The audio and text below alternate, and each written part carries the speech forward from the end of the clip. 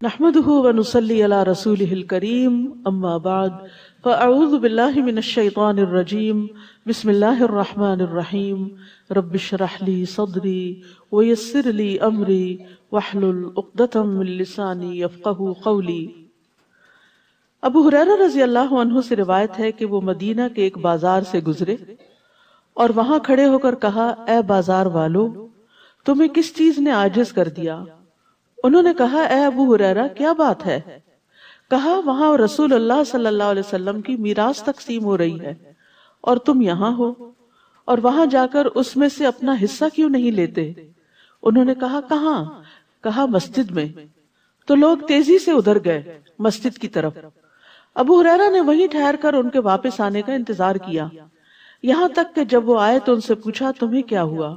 انہوں نے کہا، اے ابو ہریرہ، ہم مسجد میں گئے تھے تو ہم اس میں داخل ہوئے، وہاں تو ہم نے کچھ بھی تقسیم ہوتے ہوئے نہیں دیکھا۔ ابو ہریرہ نے ان سے کہا، پھر تم نے مسجد میں کچھ دیکھا بھی ہے؟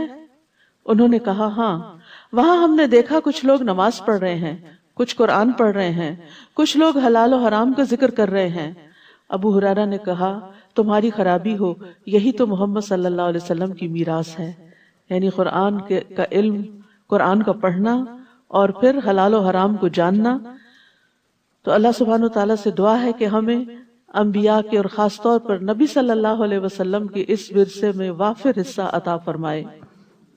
چھٹا پارہ شروع کرتی ہوں اللہ کے نام سے جو بے انتہا مہربان نہایت رحم فرمانے والا ہے۔ لا يحب اللہ الجہر بالسوء من القول الا من ظلم وکان اللہ سمیعا علیما۔ اللہ بری بات کے ساتھ آواز بلند کرنے کو پسند نہیں کرتا مگر جس پر ظلم کیا گیا ہو، اور اللہ خوب سننے والا، خوب جاننے والا ہے۔ اللہ سبحانہ وتعالیٰ برائی سے نفرت کرتا ہے، وہ برائی کیسی بھی ہو، خواہ وہ سوچ کی ہو، خواہ وہ عمل کی ہو، خواہ وہ قول میں ہو۔ یہاں خاص طور پر زبان سے نکلی ہوئی بری باتیں بلند آواز سے کرنا اور ان کو عام کرنا، ان کو نشر کرنا، ان کا اعلان کرنا اللہ سبحانہ تعالیٰ کو پسند نہیں۔ ہاں، ایک صورت ہے کہ اگر کسی پر ظلم کیا گیا ہو تو وہ ظالم کے خلاف اپنے جذبات کا اظہار کر سکتا ہے، اپنے ظلم کا ذکر کر سکتا ہے تاکہ وہ ظلم سے باہر آ سکے، تاکہ وہ اپنے ظلم کے خلاف دوسرے کی مدد لے سکے۔ تو اللہ سبحانہ تعالیٰ نے مظلوم کو بری بات کے اظہار کی رخصت دی ہے تاکہ وہ اپنا غصہ ٹھنڈا کر لے اور اپنے ظلم کو اپنے سے دور کر سکے۔ اسی طرح صاحب حق کو بات کرنے کی اجازت ہے۔ ابو ہریرہ رضی اللہ عنہ سے مروی ہے کہ ایک شخص نبی صلی اللہ علیہ وسلم سے اپنے قرض کا تقاضا کرنے آیا اور سخت گفتگو کرنے لگا۔ صحابہ غصے سے اس کی طرف بڑھے، لیکن رسول اللہ صلی اللہ علیہ وسلم نے فرمایا، اسے چھوڑ دو، کیونکہ صاحب حق کہنے کا حق رکھتا ہے، یعنی اس کا حق ہے، لہٰذا اس کو بات کرنے دو۔ پھر آپ نے فرمایا، اس کے قرض والے جانور کی عمر کا ایک جانور اس کو دے دو، یعنی اس کا قرضہ واپس کر دو۔ صحابہ نے عرض کیا، یا رسول اللہ، اس سے زیادہ عمر کا جانور تو موجود ہے لیکن اس جیسا نہیں، یعنی جو اس سے لیا گیا تھا۔ آپ نے فرمایا، وہ زیادہ ہی دے دو، زیادہ والا ہی دے دو، کیونکہ سب سے اچھا آدمی وہ ہے جو دوسروں کا حق پوری طرح ادا کرے۔ تو بہرحال یہاں پر واضح طور پر یہ بتا دیا گیا، نمبر ایک کہ اللہ کو بری باتیں پسند نہیں کہ وہ کھلم کھلا کی جائے، لیکن نمبر دو اس بات کی رخصت ہے کہ اگر کسی پہ ظلم ہو رہا ہے اور اس کے منہ سے کچھ ایسے الفاظ نکلتے ہیں کہ جس سے وہ اپنا حق وصول کر لے تو اس کو اس کی اجازت ہے۔ لیکن پھر بھی ان تبدو خیرن او تخفوہ او تعفو عن سوء فإن اللہ کان عفوا قدیرا، اگر تم کوئی نیکی ظاہر کرو یا اسے چھپاؤ یا کسی برائی سے درگزر کرو تو بے شک اللہ بہت معاف کرنے والا، بہت قدرت رکھنے والا ہے۔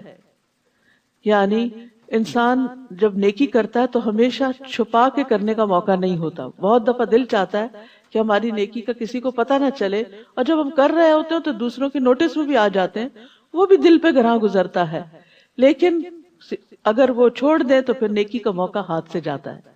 کچھ لوگ کہتے ہیں نا کہ ہمیں ڈر لگتا ہے کہ ہم نیکی کا کام کریں گے تو دکھاوا ہو جائے گا، تو بہتر ہم کریں ہی نہ۔ تو یہ بھی ایک غلط سوچ ہے، ہمیں اپنی نیت کو درست کرنے کا کہا گیا ہے، نہ کہ نیکی کے کام، دوسروں کی خدمت کو چھوڑ دینے کا، کہ تمہیں چونکہ ڈر ہے کہ نیت خراب ہو جائے گی اس لیے کرو ہی نہ. یہ تو کوئی لاجک نہیں. تو ضرورت اس چیز کی ہے کہ ہم اپنے اندر کو، اپنے سیلف کو کنٹرول کریں، اور اپنے دکھاوے سے اور احسان جتانے سے اور دوسروں کو اذیت دینے سے اور دکھ دینے سے اپنے آپ کو بچائیں، لیکن نیکی کا کام جاری رکھیں. تو اگر تم کوئی نیکی ظاہر کرو یا اسے چھپاؤ، یعنی لوگوں کو دکھائے بغیر، بتائے بغیر، صرف اللہ کی رضا کے لیے کرو، او تعفو عن سوء، یا کسی برائی سے درگزر کرو، یعنی اگر کسی نے تمہارے ساتھ اچھا سلوک نہیں کیا تو بے شک اللہ بہت معاف کرنے والا، بہت قدرت رکھنے والا ہے، یعنی وہ تمہیں معاف کر دے گا. کسی کو معاف کرنا صرف اس وقت آسان ہوتا ہے جب انسان یہ چاہے کہ مجھے بھی معاف کر دیا جائے اور میرے سارے گناہ معاف ہو جائیں تاکہ میری پکڑ نہ ہو آخرت میں. ہم میں سے کون ہے جو یہ دعویٰ کرے کہ اس نے کبھی کسی کے ساتھ کوئی زیادتی نہیں کی؟ کسی نہ کسی وقت، کبھی نہ کبھی ہمارے منہ سے بھی تلخ باتیں نکل جاتی ہیں. الجہر بالسوء، کوئی بری بات بلند آواز سے ہو ہی جاتی ہے، اس کا اظہار، اس کا اشتہار ہو ہی جاتا ہے. کبھی دوسرے کے سامنے ہی اس منہ در منہ ہم اس کو تانا دے دیتے ہیں اور وہ اس کا دل دکھا جاتا ہے. کبھی ہم لوگوں کے پیٹھ پیچھے بھری مجلس میں بیٹھ کر کسی کی برائی شروع کر دیتے ہیں، یہ بھی الجہر بالسوء ہے. اسی طرح کبھی کوئی دوسرا ہمارے ساتھ یہی کر دیتا ہے تو پھر ہمیں بہت برا لگ جاتا ہے. تو اس کو کس طرح ڈیل کیا جائے ایسی صورتحال کو؟ جب ہمیں کوئی آ کے بتائے فلاں تمہارے بارے میں ایسا اور ایسا کہتا ہے، تو اس وقت صرف تکلیف اٹھانے اور پریشان ہونے کی بجائے انسان اس کو کہے میں نے اس کو اللہ کے لیے معاف کیا تاکہ اللہ تعالیٰ مجھے معاف کر دے. تو اگر تم دوسروں سے درگزر کرو گے تو اللہ بھی بہت معاف کرنے والا ہے. قرآن مجید میں سورۃ النور میں ایک بہت خوبصورت واقعہ آتا ہے حضرت ابوبکر صدیق سے متعلق، کہ جب انہوں نے حضرت عائشہ پہ لگنے والے الزام کی وجہ سے اپنے قریبی رشتہ دار کا وظیفہ بند کرنے کا سوچا تو اللہ سبحانہ وتعالیٰ نے ان کو معاف کرنے کے لیے کہا اور ساتھ ہی فرمایا الا تحبون ان یغفر اللہ لکم، کیا تم پسند نہیں کرتے کہ اللہ تمہیں معاف کر دے؟ تو ہم میں سے کون ہے جو یہ نہیں چاہتا کہ اس کے گناہ معاف ہو جائیں؟ اور اگر ہم چاہتے ہیں کہ ہمارے گناہ معاف ہو جائیں تو ہمیں صرف استغفر اللہ کرنے سے بات نہیں بنے گی، ہمارے اندر اتنی وسعت ہونی چاہیے کہ ہم بھی دوسروں کو معاف کر سکیں تاکہ اللہ تعالیٰ ہمیں معاف کر دے. حضرت علی رضی اللہ عنہ سے مروی ہے، وہ کہتے ہیں ہم نے رسول اللہ صلی اللہ علیہ وسلم کی تلوار کے دستے میں یہ لکھا ہوا پایا کہ جو تم پر ظلم کرے اس سے درگزر کرو. جو تم پہ ظلم کرے اس سے درگزر کرو، یعنی چھوٹی موٹی بات ہو جاتی ہے چھوڑ دو اس کو، کیونکہ اگر تم جواباً کوئی کارروائی کرو گے تو دوسرا اس سے بڑا کوئی فساد کرے گا اور پھر معاملہ بہت بڑھ جائے گا. یعنی بہت سی تکلیف دہ باتیں جو ہیں ان کو صرف اگنور کرنے سے وہ کم ہو جاتی ہیں، ختم ہو جاتی ہیں. لیکن اس کا یہ مطلب نہیں کہ انسان ظلم سہتا ہی چلا جائے، لیکن ظلم کو دور کرنے کے لیے ظالمانہ رویہ اختیار نہ کرے، برا طریقہ اختیار نہ کرے، احسن تدبیر کے ساتھ اس کو اپنے سے دور کرے. فرمایا رشتہ توڑنے والے سے رشتہ جوڑو. ٹھیک ہے کوئی ریلیشن شپ ون سائیڈڈ نہیں ہوتا، لیکن کسی کو تو جوڑنے کے لیے ہاتھ بڑھانا ہی پڑتا ہے. جب دو چیزیں آپس میں ٹوٹ جاتی ہیں، کبھی آپ نے ٹوٹی ہوئی پیالی جوڑی ہوگی یا کوئی برتن یا کوئی پلیٹ، تو جب آپ جوڑتے ہیں تو دونوں کو ایک دوسرے کے قریب لاتے ہیں. بعض اوقات ایک چیز بڑی بھاری ہوتی ہے وہ قریب نہیں آتی، تو آپ کیا کرتے ہیں جو چھوٹی ہوتی ہے اس کو بڑی کے پاس لے جا کے اس کو جوڑ دیتے ہیں. تو اسی طرح کبھی ہم چھوٹے بھی بن جائیں تو کوئی بات نہیں، عزت کس کے پاس ہے اور بڑائی کس کی ہے؟ اصل میں اللہ رب العزت کی ہے. ہم تو معمولی انسان ہیں، تو اس لیے کبھی یہ نہیں سوچنا چاہیے کہ اس سے تو میں چھوٹی ہو جاؤں گی یا میری شان میں کمی آ جائے گی. کوئی بات نہیں، کبھی جھک جائیں، ہلکے ہو جائیں اور جا کر دوسرے سے جڑ جائیں، اور آپ دیکھیں گے کہ دوسرا بھی پھر مسکرا پڑتا ہے. کبھی ہسبینڈ وائف میں بھی ایسا ہوتا ہے، کبھی بچوں کے ساتھ بھی، دونوں ایک دوسرے سے خفا ہو کے الگ الگ ہو جاتے ہیں، واپس آتے ہیں، ایک ان میں سے آگے بڑھتا ہے، مسکراتا ہے، سلام کرتے تو دوسرا ہنس پڑتا ہے اور معاملہ ختم ہو جاتا ہے. لیکن اگر دونوں ہی ضد پر اڑے رہیں، جمے رہیں، معاف نہ کریں، درگزر نہ کریں، تو پھر بعض اوقات ہمیشہ کے لیے الگ ہو جاتے ہیں. فرمایا جو تمہارے ساتھ برا کرے اس کے ساتھ احسان کرو، اور یہ بڑے دل والوں کا کام ہے، جس کو اللہ توفیق دے وہی کر سکتا ہے. اور حق بات کرو، اگرچہ وہ تمہارے نفس کے خلاف ہی کیوں نہ ہو، اپنے خلاف کیوں نہ جاتی ہو وہ بات کر ڈالو. کیونکہ اپنے خلاف بھی جب چیز جاتی ہے نا اور انسان منہ سے بولتا ہے تو پھر انسان اپنی بھی اصلاح کر لیتا ہے کہ میں دوسروں کو تو کہہ رہا ہوں لیکن خود کیا کرتا ہوں. اور یاد رکھیے جو درگزر کرتا نہیں اس سے کیا نہیں جاتا. عمر رضی اللہ عنہ سے روایت ہے، وہ کہتے ہیں جو شخص رحم نہیں کرتا اس پر رحم نہیں کیا جاتا، جو معاف نہیں کرتا اسے معافی نہیں ملتی، جو درگزر نہیں کرتا اس سے بھی درگزر نہیں کیا جاتا، اور جو توبہ قبول نہیں کرتا یعنی کسی کو معاف نہیں کرتا اس کی بھی توبہ قبول نہیں کی جاتی، جو خود گناہ سے نہیں بچتا اسے بچایا بھی نہیں جاتا، یعنی اسے پھر گناہوں سے بچنے کی توفیق بھی نہیں ہوتی. یعنی جو بچنے کا ارادہ نہیں رکھتا پھر اس کو بچنے کی توفیق نہیں ملتی. تو اس لیے جو نیکی کرتا ہے وہ نیکی پاتا ہے، جو خیر کی طرف ایک قدم بڑھاتا ہے اللہ سبحانہ تعالیٰ 10 قدم اس کی طرف آتے ہیں اور اس کو توفیق دیتے ہیں، اور اسی سے زندگی خوبصورت بنتی ہے. ہمیشہ صرف اپنے حقوق کا خیال نہیں رکھنا چاہیے، کبھی دوسرے کو اس کے حق سے بڑھ کر دیں تو آپ کو اس سے بھی زیادہ واپس ملے گا. پھر فرمایا ان الذین یکفرون باللہ ورسلہ ویریدون ان یفرقوا بین اللہ ورسلہ ویقولون نؤمن ببعض ونکفر ببعض ویریدون ان یتخذوا بین ذلک سبیلا. بے شک جو لوگ اللہ اور اس کے رسولوں کا انکار کرتے ہیں اور چاہتے ہیں کہ اللہ اور اس کے رسولوں کے درمیان تفریق کریں، کس طرح؟ اور کہتے ہیں ہم کچھ کو مانتے ہیں اور کچھ کا ہم انکار کرتے ہیں. یعنی بعض لوگ کہتے ہیں ہم اللہ کو تو مانتے ہیں لیکن رسولوں کو نہیں مانتے، بعض کہتے ہیں ہم فلاں اور فلاں رسول کو مانتے ہیں اور فلاں کو نہیں مانتے، اور وہ چاہتے ہیں کہ اس کے درمیان کا کوئی راستہ اپنا لے، یعنی اپنی مرضی کا دین بنا لے. اولئک ھم الکافرون حقا، یہی لوگ دراصل حقیقی کافر ہیں. یعنی دین اپنی مرضی سے انٹرپریٹ نہیں کیا جا سکتا، جس چیز کو ماننے کے لیے کہا گیا ہے اس کو ماننا ضروری ہے، یہ نہیں کہ جس کو دل چاہے مان لیں اور جس کا دل چاہے انکار کر دیں. اور ہم نے کافروں کے لیے رسوا کن عذاب تیار کر رکھا ہے، مگر جو لوگ اللہ اور اس کے رسولوں پر ایمان لائے اور انہوں نے ان میں سے کسی ایک کے درمیان بھی تفریق نہیں کی، یعنی سب پر ایمان لائے، یہی وہ لوگ ہیں جنہیں وہ ان کے اجر ضرور عطا کرے گا، اور اللہ بہت بخشنے والا نہایت رحم کرنے والا ہے. تو یہاں سے یہ بات واضح ہو جاتی ہے کہ آخرت کے عذاب اور رسوائی سے بچنے کے لیے تمام رسولوں پر ایمان لانا ضروری ہے، انکلوڈنگ محمد رسول اللہ صلی اللہ علیہ وسلم. یہ کہنا کہ سبھی ادیان ٹھیک ہیں اور سبھی اچھے ہیں اور سبھی جو کر رہے ہیں وہ، اور وحدت ادیان کی بات کرنا، تو اس آیت سے پتہ چلتا ہے کہ وحدت ادیان صرف اس وقت ہو سکتا ہے جب محمد الرسول اللہ صلی اللہ علیہ وسلم کے لائے ہوئے دین پر ایمان لایا جائے. اہل کتاب آپ سے مطالبہ کرتے ہیں کہ آپ ان پر آسمان سے ایک کتاب اتار لائیں. در حقیقت انہوں نے موسیٰ سے اس سے بڑی چیز کا مطالبہ کیا تھا، بس انہوں نے کہا تھا ہمیں اللہ کو سامنے دکھاؤ. اہل کتاب نے تو کتاب کا کہا ہے لیکن موسیٰ سے تو اس سے بھی بڑھ کر مطالبہ کیا گیا. تو ان کے ظلم کی وجہ سے، یعنی یہ بات ایک ظالمانہ بات تھی، اس کی وجہ سے بجلی کی کڑک نے انہیں پکڑ لیا. پھر اس کے باوجود کہ ان کے پاس واضح نشانیاں آ چکی، انہوں نے بچڑے کو معبود بنا لیا. پھر بھی ہم نے ان سے درگزر کیا اور ہم نے موسیٰ کو واضح غلبہ عطا کیا، یعنی اپنی قوم کے مقابلے. یعنی وہ اکیلے تھے، ان کے ساتھ ان کے مددگار ان کے بھائی تھے، لیکن عمومی طور پر بنی اسرائیل کا رویہ ایسا نہ تھا کہ وہ اپنے پیغمبر کے مددگار ہوں. تو اللہ سبحانہ تعالیٰ نے ایسے سارے لوگوں کے مقابلے میں موسیٰ علیہ السلام کو پھر بھی قوت عطا کی تھی کہ وہ اپنا کام کرتے رہے.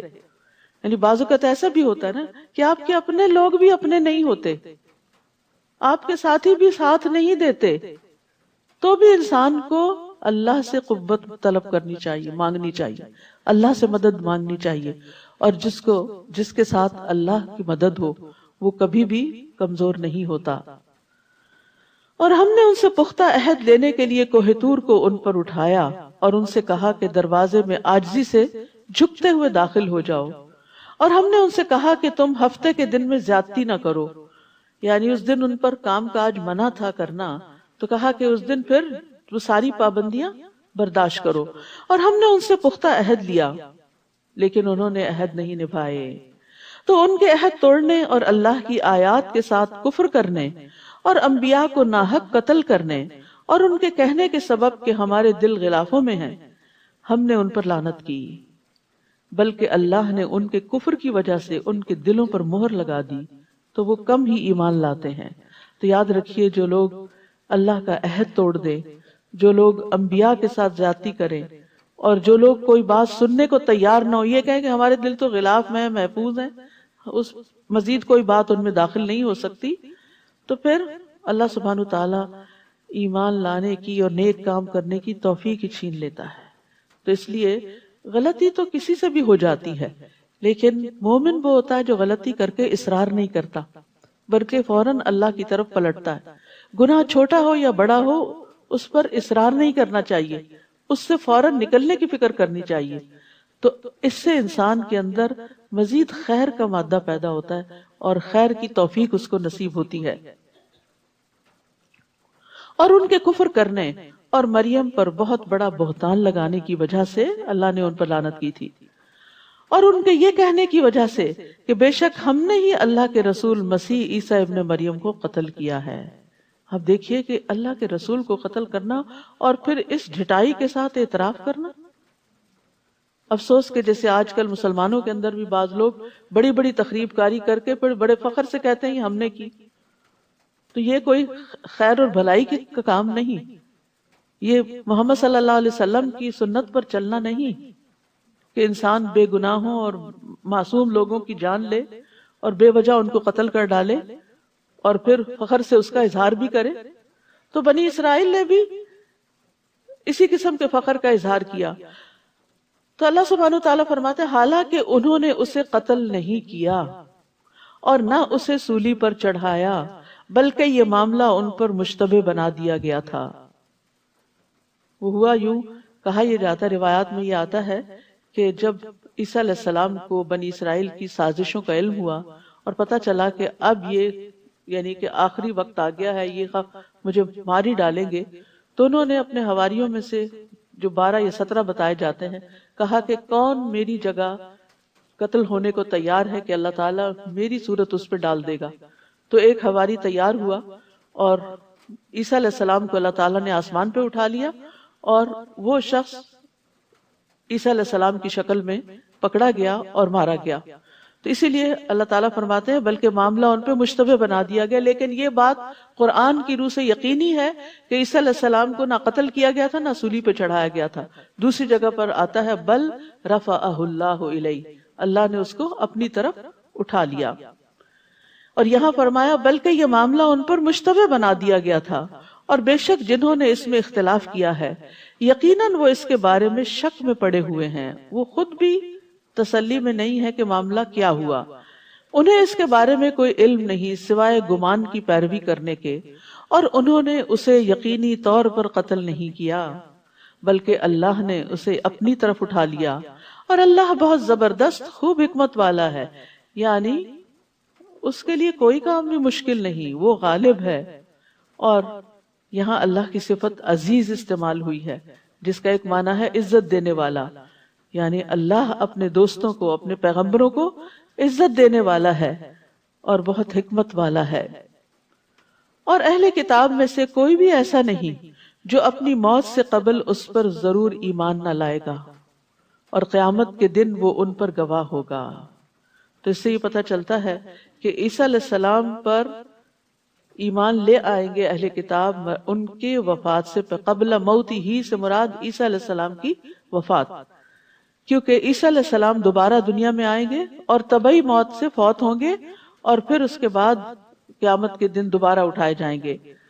ابو ہریرہ رضی اللہ عنہ سے مروی ہے، وہ کہتے ہیں کہ رسول اللہ صلی اللہ علیہ وسلم نے فرمایا عیسیٰ ابن مریم نازل ہوں گے، یعنی جو اللہ نے ان کو اوپر اٹھا لیا وہ دوبارہ زمین پر آئیں گے، بس وہ خنزیر کو قتل کریں گے، صلیب کو مٹا دیں گے، اور ان کے لیے نماز کو جمع کیا جائے گا، یعنی لوگ نماز کے لیے اکٹھے ہوں گے، مال عطا کیا جائے گا، یہاں تک کہ اسے قبول نہیں کیا جائے گا، یعنی کوئی صدقہ لینے والا نہیں رہے گا۔ آپ جزیہ کو ختم کر دیں گے اور روحا نامی جگہ پر پڑاؤ کریں گے، وہاں سے حج یا عمرہ کریں گے یا ان دو عبادتوں کو ملا کر کریں گے۔ پھر ابو ہریرہ رضی اللہ عنہ نے اسی آیت کی تلاوت کی، جس کا مطلب ہے اور اہل کتاب میں سے کوئی نہیں مگر اس کی موت یعنی عیسیٰ علیہ السلام کی موت سے پہلے اس پر ضرور ایمان لائے گا اور وہ قیامت کے دن ان پر گواہ ہوں گے۔ تو یاد رکھیے کہ عیسیٰ علیہ السلام کا دوبارہ دنیا میں آنا جو ہے یہ متواتر احادیث سے ثابت ہے، یعنی 70 سے زیادہ احادیث ہیں جو اس بات پر گواہ ہیں کہ عیسیٰ علیہ السلام آئیں گے اور دنیا میں حاکم عادل کی شکل میں آئیں گے، نئے نبی کی شکل میں نہیں، نبی صلی اللہ علیہ وسلم کی پیروی میں ہی ایک طرح سے آئیں گے۔ اور پھر اس کے بعد یہ کہ ان کے آنے کے بعد اسلام کے سوا باقی ادیان ختم ہو جائیں گے۔ ابو ہریرہ سے روایت ہے کہ نبی صلی اللہ علیہ وسلم نے فرمایا، میرے اور عیسیٰ علیہ السلام کے درمیان کوئی نبی نہیں ہے اور یقیناً وہ اترنے والے ہیں، جب تم انہیں دیکھو گے تو پہچان لوگے، وہ درمیانی قامت والے ہیں، ان کا رنگ سرخ و سفید ہوگا، وہ ہلکے زرد رنگ کے لباس میں ہوں گے، ایسے محسوس ہوگا جیسے ان کے سر سے پانی ٹپک رہا ہو، حالانکہ نمی نہیں ہوگی، پانی نہیں ہوگا۔ یعنی بہت ڈیٹیلز بتائی گئی ہیں، عیسیٰ علیہ السلام کی ڈسکرپشن دی گئی ہے کہ وہ کیسے دکھائی دیں گے، یعنی بہت نظیف و چمکدار اور خوبصورت۔ وہ لوگوں سے اسلام کے لیے قتال کریں گے، صلیب توڑ دیں گے، خنزیر کو قتل کریں گے، جزیہ موقوف کر دیں گے۔ اللہ ان کے زمانے میں اسلام کے علاوہ دیگر دینوں کو ختم کر دے گا، وہ مسیح دجال کو ہلاک کریں گے۔ عیسیٰ علیہ السلام زمین میں 40 سال رہیں گے، پھر ان کی وفات ہوگی اور مسلمان ان کا جنازہ پڑھیں گے۔ اب اتنی زیادہ، یہ سنن نبی داؤد کی روایت ہے اور پچھلی حدیث جو تھی وہ مسند احمد کی تھی، یعنی اتنی واضح روایات، اور بھی اس میں بہت ڈیٹیلز ہیں کہ یعنی مزید تفصیلات ہیں۔ یاجوج ماجوج بھی انہی کے دور میں نکلیں گے، پھر آپ ہی کی دعا کی وجہ سے وہ ان کا خاتمہ ہوگا، تو وہ قیامت کی نشانیوں میں سے ایک نشانی بھی ہے۔ فَبِظُلْمٍ مِّنَ الَّذِينَ هَادُوا حَرَّمْنَا عَلَيْهِمْ طَيِّبَاتٍ أُحِلَّتْ لَهُمْ وَبِصَدِّهِمْ عَنْ سَبِيلِ اللَّهِ كَثِيرًا۔ پھر جو یہودی بن گئے ان کے ظلم کی وجہ سے اور اکثر لوگوں کو اللہ کے راستے سے روکنے کی وجہ سے ہم نے ان پر حلال کی گئی پاکیزہ چیزیں حرام کر دیں۔ یعنی بعض اوقات اللہ تعالیٰ گناہوں کی سزا دنیا میں ہی دیتا ہے اور نعمتوں سے محروم کر دیتا ہے۔ بہت سی حلال چیزیں ان پر حرام کر دی گئی تھی، تو اس سے کیا پتہ چلتا ہے کہ انسان کو گناہوں سے ڈرنا چاہیے۔ اگر وقتی طور پر کوئی نقصان نہیں بھی ہوتا تو ایسا نہ ہو کہ مرنے سے پہلے انسان کسی فتنہ یا آزمائش میں پڑ جائے، تو ہمیشہ اللہ سے توبہ کرتے رہے۔ اول تو بچنے کی کوشش کرے، تقویٰ بچنے ہی کا نام ہے، اور پھر انسان ہے، کمزور ہیں، گر پڑتے ہیں تو گر پڑے تو اٹھ جائیں، یعنی توبہ کر لیں، تاکہ دنیا اور آخرت دونوں کی سزا سے بچ سکے۔ اور ان کے سود لینے کی وجہ سے بھی، جبکہ وہ لازماً اس سے روکے گئے تھے، اور ان کے لوگوں کے مال باطل طریقے سے کھانے کی وجہ سے بھی، اور ان میں سے جو انکار کرنے والے ہیں ان کے لیے ہم نے دردناک عذاب تیار کر رکھا ہے۔ لیکن ان میں سے جو لوگ علم میں راسخ ہیں اور جو مومن ہیں وہ اس پر ایمان لاتے ہیں جو آپ کی طرف نازل کیا گیا اور جو آپ سے پہلے نازل کیا گیا، اور جو نماز قائم کرنے والے ہیں اور زکوٰۃ ادا کرنے والے ہیں اور اللہ اور یوم آخرت پر ایمان رکھنے والے ہیں، یہی وہ لوگ ہیں جنہیں ہم ضرور اجر عظیم عطا کریں گے۔ یہاں خاص طور پر مومنوں کے ساتھ الراسخون فی العلم کی بات بھی ہوئی کہ وہ لوگ جو علم میں گڑے ہوئے ہوتے ہیں۔ نافع بن یزید کہتے ہیں کہ الراسخون فی العلم جو ہیں اللہ کے لیے عاجزی کرنے والے، اللہ کی رضا کو طلب کرنے والے، اور اس میں انتہائی منکسر ہوتے ہیں۔ وہ اپنے سے اوپر والے لوگوں پر بڑائی کا اظہار نہیں کرتے اور اپنے سے کم درجہ کے لوگوں کو حقیر نہیں سمجھتے۔ یہ علامت ہوتی ہے راسخ فی العلم کی کہ اس کے اندر کیا ہوتی ہے؟ عاجزی ہوتی ہے۔ اللہ کی رضا کو طلب کرنے کے لیے اپنی بڑائی کا اظہار نہیں کرتے، چھوٹی سے چھوٹی نیکی کرنے کو بھی تیار ہو جاتے ہیں، اور پھر جو اپنے سے بڑے ہوتے ہیں ان پر بڑائی کا اظہار نہیں کرتے کہ ہم تمہیں کچھ نہیں سمجھتے، بلکہ ان کی عزت کرتے ہیں، اور جو چھوٹے ہوتے ہیں ان کو حقیر نہیں سمجھتے۔ ایک اور قول ہے کہ الراسخ فی العلم وہ ہوتا ہے جس میں 4 چیزیں پائی جائیں۔ اس کے اور اللہ کے درمیان تقوی ہوتا ہے، اس کے اور مخلوقات کے درمیان عاجزی اور انکساری ہوتی ہے، اس کے اور دنیا کے درمیان بے رغبتی ہوتی ہے، دنیا کی لالچ نہیں ہوتی اس کے اندر، اس کے اور اس کے نفس کے درمیان مجاہدہ پایا جاتا ہے، یعنی وہ اپنے نفس کے ساتھ جہاد کرتا رہتا ہے، اپنے نفس کو کوستا رہتا ہے، اس کی اصلاح کرتا رہتا ہے، تزکیہ کرتا رہتا ہے۔ تو علم تو بہت سے لوگ حاصل کرتے ہیں، لیکن علم میں مضبوطی، علم میں پختگی اور علم کی شان چند ہی لوگوں میں نظر آتی ہے، اور وہ عمل سے دکھائی دیتی ہے، ان کا ظاہر اور باطن دونوں ہی خوبصورت ہوتا ہے، اور انسانوں کے ساتھ بھی ان کے تعلقات بہترین ہوتے ہیں۔ تو یاد رکھیے، آپ میں سے جو علم کا شوقین ہے اور علم کے فضائل حاصل کرنا چاہتا ہے اور واقعی علم والا کہلانا چاہتا ہے اور اہل علم میں شمار ہونا چاہتا ہے، تو اس کو دل میں تقوی، مخلوق کے ساتھ عاجزی، دنیا سے بے رغبتی اور اپنے نفس کے ساتھ جہاد، یہ کام کرنے چاہیے۔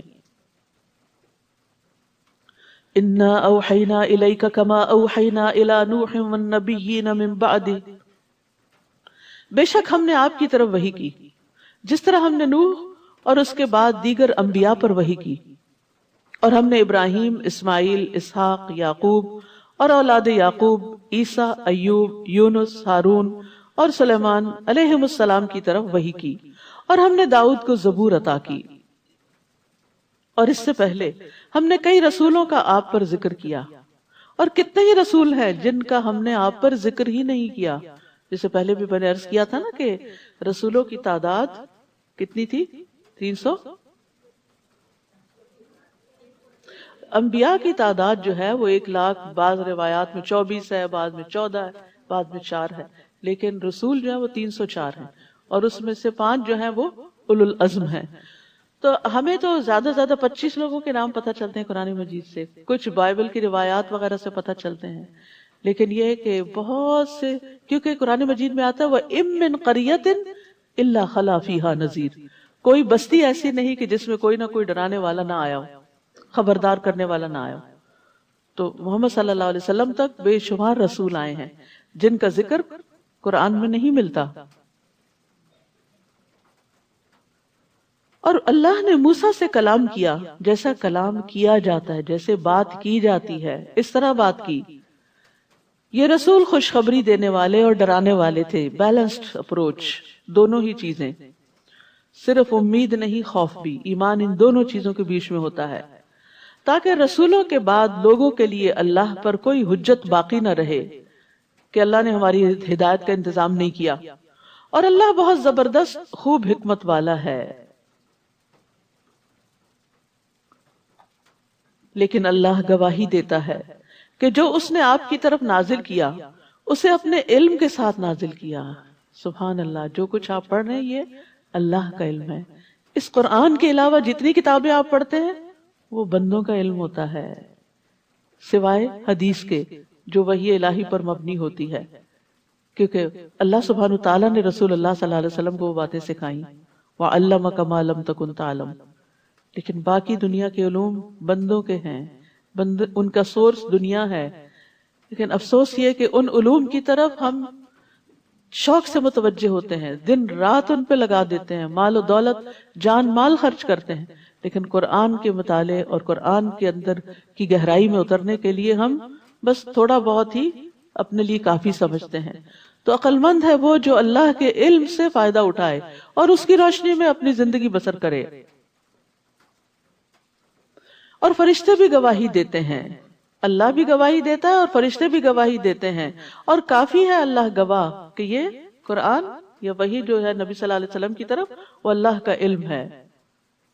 عطا فرماتے ہیں کہ جب ہم میں سے کوئی قرآن سیکھ جاتا تو ابو عبد الرحمن السلمی فرماتے، تم نے اللہ کا علم لے لیا ہے، اور تم سے افضل وہی ہو سکتا ہے، اور تم میں سے افضل وہی ہو سکتا ہے جو اس پر عمل کرے۔ یعنی کامیاب تو پھر وہی ہے جو اللہ کے علم کو اپنی زندگی میں اپنا لے۔ ان الذین کفروا وصدوا عن سبیل اللہ قد ضلوا ضلالا بعیدا، بے شک وہ لوگ جنہوں نے کفر کیا اور اللہ کے راستے سے روکا، یقیناً وہ گمراہی میں بہت دور نکل گئے۔ دور نکلنے کا مطلب یہ کہ ان کا واپس پلٹنا بھی بڑا مشکل ہے۔ بے شک وہ لوگ جنہوں نے کفر کیا اور ظلم کیا اللہ انہیں ہرگز نہ بخشے گا، ظلم سے مراد شرک، اور نہ انہیں کسی راستے کی ہدایت دے گا سوائے جہنم کے راستے کے جس میں وہ ہمیشہ ہمیشہ رہنے والے ہیں، اور یہ بات اللہ پر بہت آسان ہے۔ یا ایہا الناس، اے لوگو، تمام انسانوں کو خطاب ہے، یقیناً یہ رسول تمہارے پاس تمہارے رب کی طرف سے حق لے کر آیا ہے، یعنی محمد صلی اللہ علیہ وسلم حق لے کر آئے ہیں، بس ایمان لے آؤ، تمہارے ہی لیے بہتر ہے، اور اگر تم کفر کرو گے تو بے شک اللہ ہی کے لیے ہے جو کچھ آسمانوں اور زمین میں ہے، اور اللہ بہت علم والا، بہت حکمت والا ہے۔ تو اس سے یہ بھی پتہ چلتا ہے کہ علم اور حکمت دو الگ الگ چیزیں بھی ہیں۔ یا اہل الکتاب لا تغلوا فی دینکم، اے اہل کتاب تم اپنے دین میں غلو نہ کرو، حد سے نہ بڑھو، ایکسٹریم پر نہ جاؤ، اور اللہ پر حق کے سوا کچھ مت کہو، یعنی اللہ کے بارے میں جب بات کرو تو وہ بات حق پر مبنی ہونی چاہیے، سچ پر مبنی ہونی چاہیے۔ بعض لوگ اللہ سبحانہ تعالیٰ سے ایسی باتیں منسوب کرتے رہتے ہیں جو اللہ تعالیٰ نے نہ فرمائی ہوتی ہیں نہ کی ہوتی ہیں۔ میں نے سوچا اللہ تعالیٰ بھی کہتا ہوگا، آپ کو کہاں سے سوچ آ گئی، کہاں سے وہی نازل ہو گئی؟ تو اس لیے اللہ تعالیٰ کے بارے میں کوئی بھی بات کرے تو سوچ سمجھ کے کریں۔ اسی طرح کسی چیز کو کہہ دینا یہ قرآن میں لکھا ہوا ہے، نعوذ باللہ، اگر وہ نہیں لکھا ہوا تو جھوٹ ہو جائے گا، تو اللہ تعالیٰ پر ناحق بات ہوگی، کیونکہ قرآن تو صرف وہ ہے جو اللہ کا کلام ہے۔ بلا شبہ مسیح عیسیٰ ابن مریم اللہ کے رسول اور اس کا کلمہ تھے، جن کو اس نے مریم کی طرف ڈالا، یعنی کلمہ کن کو القاء کیا مریم علیہ السلام کی طرف جبریل علیہ السلام کے ذریعے، اور اس کی طرف سے ایک روح، اس کی طرف سے اپنی طرف کیوں منسوب کیا؟ تشریف، عزت کے لیے، ان کی قدردانی کے لیے۔ تو تم اللہ اور اس کے رسولوں پر ایمان لاؤ، اور نہ کہو تم کے تین ہیں، باز آ جاؤ، یہ تمہارے لیے بہتر ہے۔ وَلَا تَقُولُوا ثَلَاثَةً، تین الہوں کا ذکر مت کرو، بے شک اللہ ایک ہی الہ ہے۔ اِنَّمَا اللَّهُ إِلَٰهٌ وَاحِدٌ سُبْحَانَهُ، وہ اس سے پاک ہے، أَن يَكُونَ لَهُ وَلَدٌ، کہ اس کے لیے کوئی اولاد ہو، لَهُ مَا فِي السَّمَاوَاتِ وَمَا فِي الْأَرْضِ، اسی کا ہے جو کچھ آسمانوں اور زمین میں ہے۔ وَكَفَى بِاللَّهِ وَكِيلًا، اور کافی ہے اللہ کارساز، یعنی اللہ کو بیٹے کی ضرورت نہیں، کیونکہ وہ تو زمین و آسمان کی ہر چیز کا ہی مالک ہے۔ تو یہاں پر اللہ سبحانہ وتعالیٰ اہل کتاب کو اہل کتاب کہہ کر ذمہ داری کا احساس دلا رہے ہیں کہ تم اپنی ہی کتاب کی مخالفت کر رہے ہو، اور پھر خاص طور پر غلو سے منع کیا گیا۔ دین میں غلو کا مطلب یہ ہوتا ہے کہ دیندار ایسی چیز کو ظاہر کرے جو اس حد کو ہی ختم کر دے جو دین نے اس کے لیے مقرر کی ہیں۔ اب جیسے یہود نے دین میں غلو کیا کہ انہوں نے عیسیٰ علیہ السلام اور محمد صلی اللہ علیہ وسلم کو نبی ہی نہیں مانا۔ اسی طرح عیسائیوں نے کیا کیا کہ عیسیٰ علیہ السلام کو نبی ماننے کی بجائے اللہ کا بیٹا بنا دیا۔ اسی طرح امت محمد صلی اللہ علیہ وسلم میں بھی بعض اوقات غلو پایا جاتا ہے۔ وہ کس طرح کہ لوگ نبی صلی اللہ علیہ وسلم کا مقام اور مرتبہ بعض اوقات اللہ تعالیٰ کے برابر اور بعض اوقات اس سے بھی آگے بڑھا دیتے۔ وہ جیسے وہ شعر بنایا ہوا نا، خدا جو پکڑے چھڑا لے محمد، محمد کا پکڑا چھڑا کوئی نہیں سکتا۔ نعوذ باللہ، اب یہ کہ محمد صلی اللہ علیہ وسلم کا مقام اللہ تعالیٰ سے بھی آگے کر دیا۔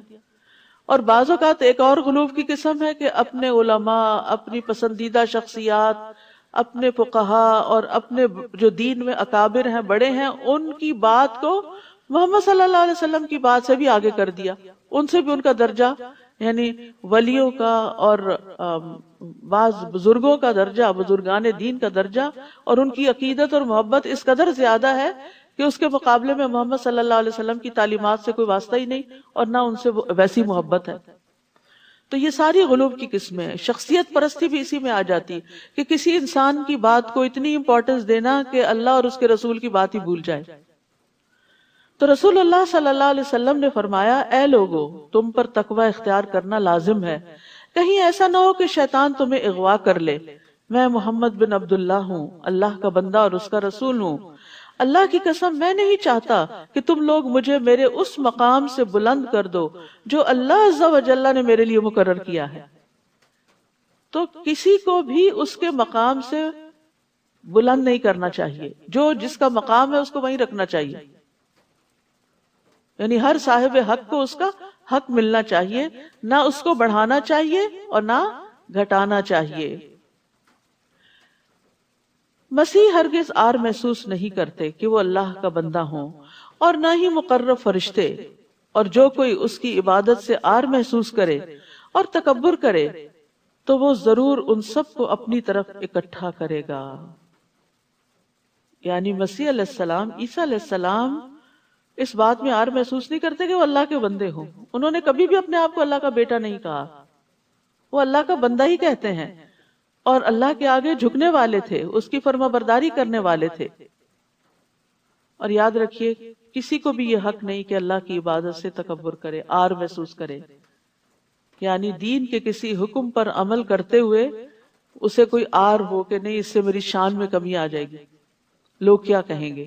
جیسے بعض گیدرنگ میں نماز پڑھنے میں لوگ آر محسوس کرتے ہیں، نہیں میں تو اللہ کا بندہ ہوں، اللہ کے آگے جھک رہا ہوں. سمپل سی بات ہے، اس میں ڈرنے کی تو کوئی بات ہی نہیں، اور نہ کسی کو اوفینڈ کرنے کی کوئی بات ہے. میرے نماز پڑھنے سے کوئی اوفینڈ کیوں ہوتا ہے؟ میں کسی کو تو کوئی نقصان نہیں دے رہی، میں تو اپنے رب کے ساتھ وفاداری کا اظہار کر رہی ہوں اور اس کے آگے جھک رہی ہوں.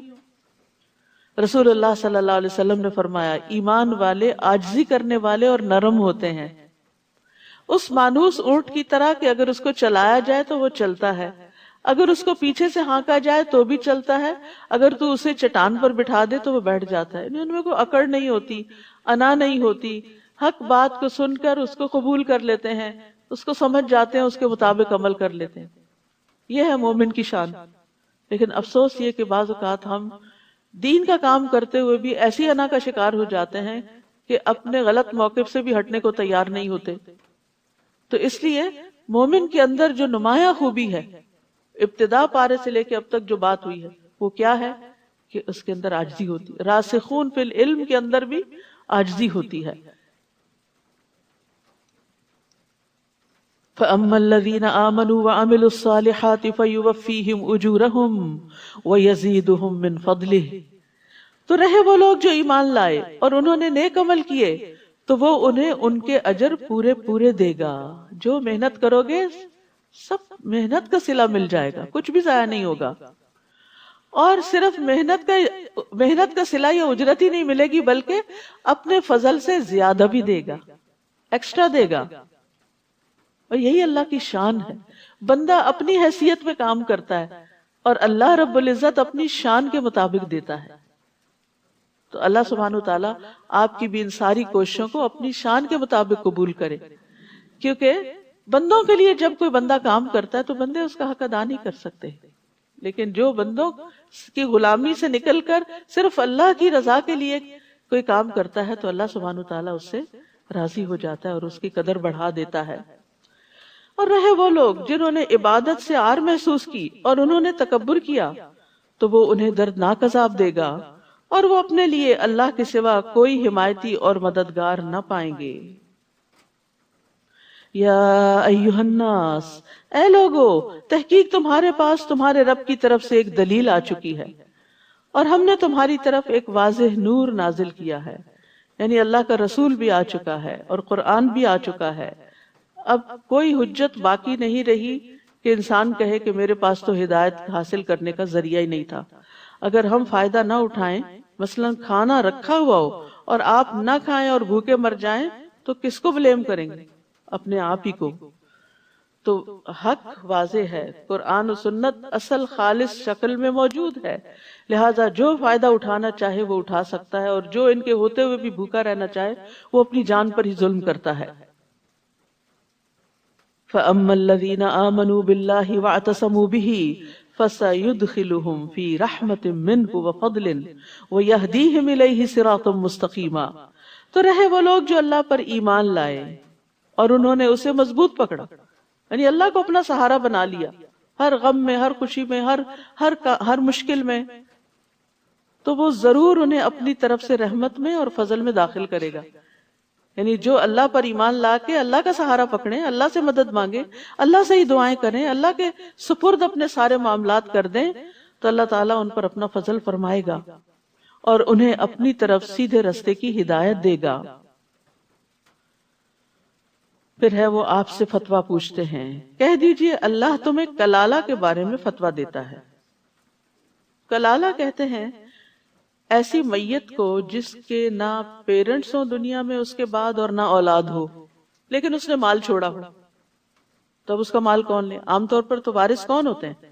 والدین اور اولاد ہوتی ہے، لیکن یہاں دونوں ہی نہیں ہیں. عمر بن خطاب رضی اللہ عنہ نے جمعے کے دن خطبہ دیا اور انہوں نے اللہ کے نبی صلی اللہ علیہ وسلم کا تذکرہ کیا اور ابو بکر کا تذکرہ کیا. پھر کہا میں اپنے بعد کوئی ایسی چیز نہیں چھوڑ رہا جو میرے ہاں کلالہ سے زیادہ اہم ہو. یعنی وہ اتنی امپورٹنس دیتے تھے ایسے کیسز کو، حالانکہ یہ ریئر کیسز ہوتے ہیں. میں نے رسول اللہ صلی اللہ علیہ وسلم سے کسی چیز کے بارے میں اتنی مراجعت نہیں کی، اتنی دفعہ سوال نہیں کیا جتنی کہ کلالہ کے بارے میں کی، اور آپ نے بھی مجھ سے کسی چیز کے بارے میں اتنی شدت اختیار نہیں فرمائی جتنی کلالہ کے بارے میں فرمائی. حتیٰ کہ آپ نے اپنی انگلی میرے سینے میں چبھوئی اور فرمایا اے عمر، کیا تمہیں موسم گرما میں نازل ہونے والی آیت کافی نہیں جو سورۃ النساء کے آخر میں ہے، یعنی جس سے مسئلہ واضح ہو جاتا ہے. اور میں یعنی عمر اگر زندہ رہا تو اس کے بارے میں ایسا واضح فیصلہ کروں گا کہ جس سے ایسا شخص بھی فیصلہ کر سکے گا جو قرآن پڑھتا اور سمجھتا ہے اور جو نہیں بھی پڑھتا اور سمجھتا. تو بہرحال اللہ سبحانہ وتعالیٰ نے سوال کا جواب خود ہی دے دیا. کیا ہے؟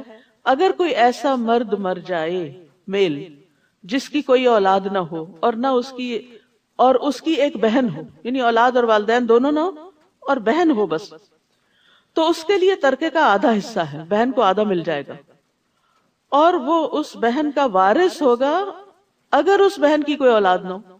یعنی اسی طرح بہن کی بھی اولاد نہیں اور وہ مر گئی، یہ بھائی ہے تو وہ کیا ہے؟ اس کے ترکے کا وارث ہو جائے گا. پھر اگر وہ دو بہنیں ہوں تو ان دونوں کے لیے اس بھائی کے ترکے میں سے 2/3 حصہ ہے، 2/3 ہے. اور اگر وہ کئی بھائی بہن مرد اور عورتیں ہوں تو مرد کے لیے 2 عورتوں کی مانند حصہ ہے. اللہ تمہارے لیے احکام واضح کرتا ہے تاکہ تم گمراہ نہ ہو جاؤ، اور اللہ ہر چیز کو خوب جاننے والا ہے.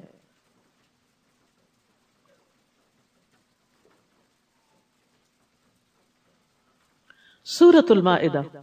سورۃ المائدہ مدنی سورت ہے، آخری دور میں نازل ہوئی. اس کا کوئی حکم بھی منسوخ نہیں ہے.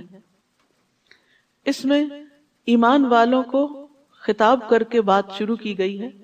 قرآن مجید میں 88 ٹائمز 88 دفعہ یا ایھا الذین آمنوا کہا گیا ہے، جس میں سے 16 دفعہ اس سورت میں آیا. یعنی یہ وہ سورت ہے جس میں سب سے زیادہ ایمان والوں کو پکارا گیا ہے. تو آپ دیکھیے کہ پیچھے یا بنی اسرائیل کہا گیا، یا اہل الکتاب کہا گیا، یہود اور نصارہ کے احکامات واضح کیے گئے، اور اب اس صورت میں ایمان والوں کو احکامات دیے جا رہے ہیں جو محکم ہیں. فرمایا یا ایھا الذین آمنوا اوفوا بالعقود احلت لکم بہیمۃ الانعام الا ما یتلی علیکم. اے لوگوں جو ایمان لائے ہو، سب عہد و پیمان پورے کرو. اوپر ابھی سورۃ النساء میں پڑھ چکے ہیں آپ کے بنی اسرائیل پر اللہ نے لعنت فرمائی کیونکہ انہوں نے اللہ سے کیے ہوئے عہد توڑ دیے تھے. تو ایمان والوں سے کیا کہا جا رہا ہے کہ تم عہد و پیمان پورے کرو. تمہارے لیے مویشی چوپائے حلال کیے گئے ہیں سوائے ان کے جو تم پر پڑھے جائیں گے، اور جب تم حالت احرام میں ہو تو شکار کو حلال نہ سمجھو، بے شک اللہ جو چاہتا ہے فیصلہ کرتا ہے. تو یہاں وعدوں کو پورا کرنے، عقود کو پورا کرنے کی تلقین کی گئی ہے. انس بن مالک کہتے ہیں کہ رسول اللہ صلی اللہ علیہ وسلم نے ہمیں خطبہ دیا اور خطبے میں فرمایا اس شخص میں ایمان نہیں جس میں امانت نہیں، اور اس کا دین نہیں جس میں عہد کی پابندی نہیں. یعنی اس کا کوئی دین ہی نہیں، وہ دیندار نہیں کہلا سکتا. ہمارے ہاں دیندار کون ہے؟ نماز روزہ کرے، کوئی لمبی داڑھی رکھ لے یا حجاب پہن لے تو وہ دیندار کہلانے لگتا ہے. یہ ایک حصہ ہے دینداری کا. اور اصل دین کیا ہے کہ انسان جب انسانوں کے ساتھ معاملہ کرے تو بالکل کھرا کرے، اپنے کانٹریکٹس کو، اپنے معاہدوں کو، اپنے عہدوں کو، وعدوں کو نبھائے. کمٹمنٹس کو نبھائے۔ نبی صلی اللہ علیہ وسلم نے فرمایا جو قوم عہد شکنی کرتی ہے اس میں قتل و غارت پھیل جاتا ہے۔ ایک اور روایت میں آتا ہے جو قوم عہد شکنی کرتی ہے اس پر اس کے دشمن کو مسلط کر دیا جاتا ہے۔ تو معاہدہ دو افراد کے درمیان ہو یا دو اقوام کے درمیان ہو، دو مسلمانوں کے درمیان ہو یا مسلم نان مسلم کے درمیان ہو، معاہدہ معاہدہ ہے، اس کو پورا کرنا لازم ہے۔ اے لوگو جو ایمان لائے ہو، اللہ کی نشانیوں کی بے حرمتی مت کرو، اور نہ ہی حرمت والے مہینے کی، اور نہ قربانی کے جانور کی، اور نہ پٹے والے جانوروں کی، یعنی جن کے گلے میں ہدی کے جانور ہونے کی وجہ سے نشانی کے طور پر پٹے ڈال دیے جاتے تھے کہ یہ اللہ کے راہ میں قربان ہونے جا رہے ہیں، اور نہ بیت الحرام کا ارادہ کرنے والوں کی، یعنی حج عمرے کے لیے جانے والوں کی، جو اپنے رب کی طرف سے فضل اور رضامندی چاہتے ہیں، اور جب تم احرام کھول دو تو شکار کر سکتے ہو اگر تم چاہو، یعنی لازمی حکم نہیں ہے، شکار کی اجازت دی گئی ہے۔ اور کسی قوم کی دشمنی تمہیں ان سے زیادتی کرنے پہ آمادہ نہ کرے۔ زبردست اصول ہے دین کا، کتنی خوبصورت تعلیم ہے اسلام کی۔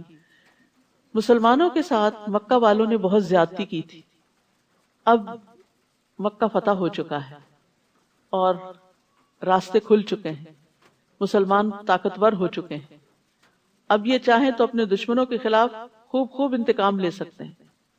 لیکن یہاں بھی کیا کہا گیا کہ کیا نہ کرو، زیادتی نہ کرنا۔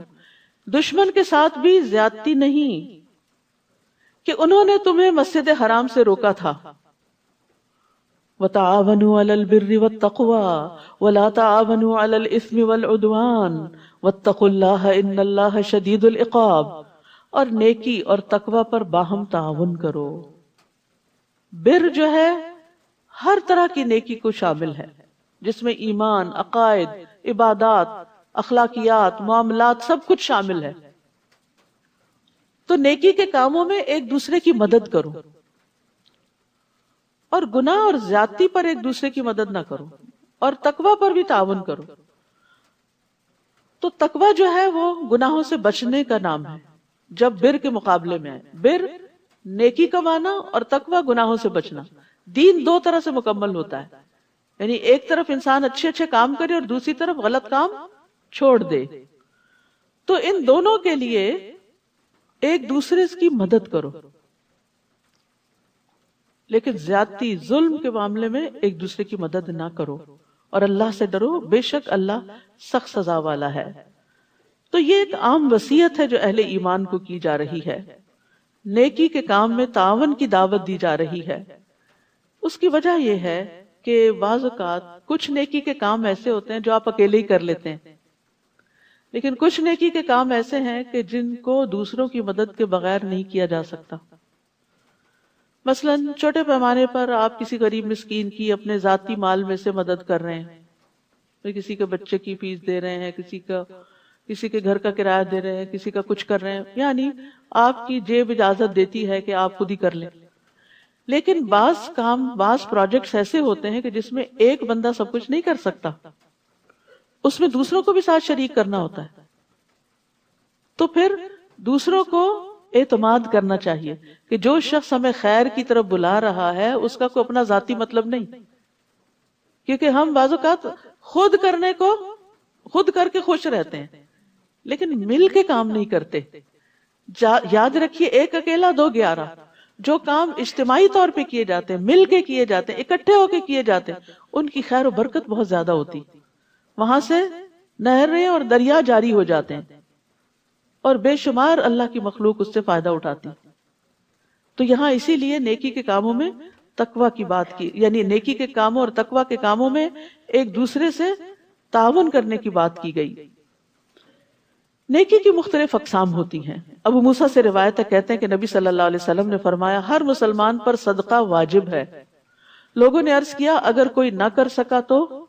آپ نے فرمایا اپنے ہاتھ سے کام کرے، اس سے اپنی ذات کو نفع پہنچائے اور صدقہ کرے۔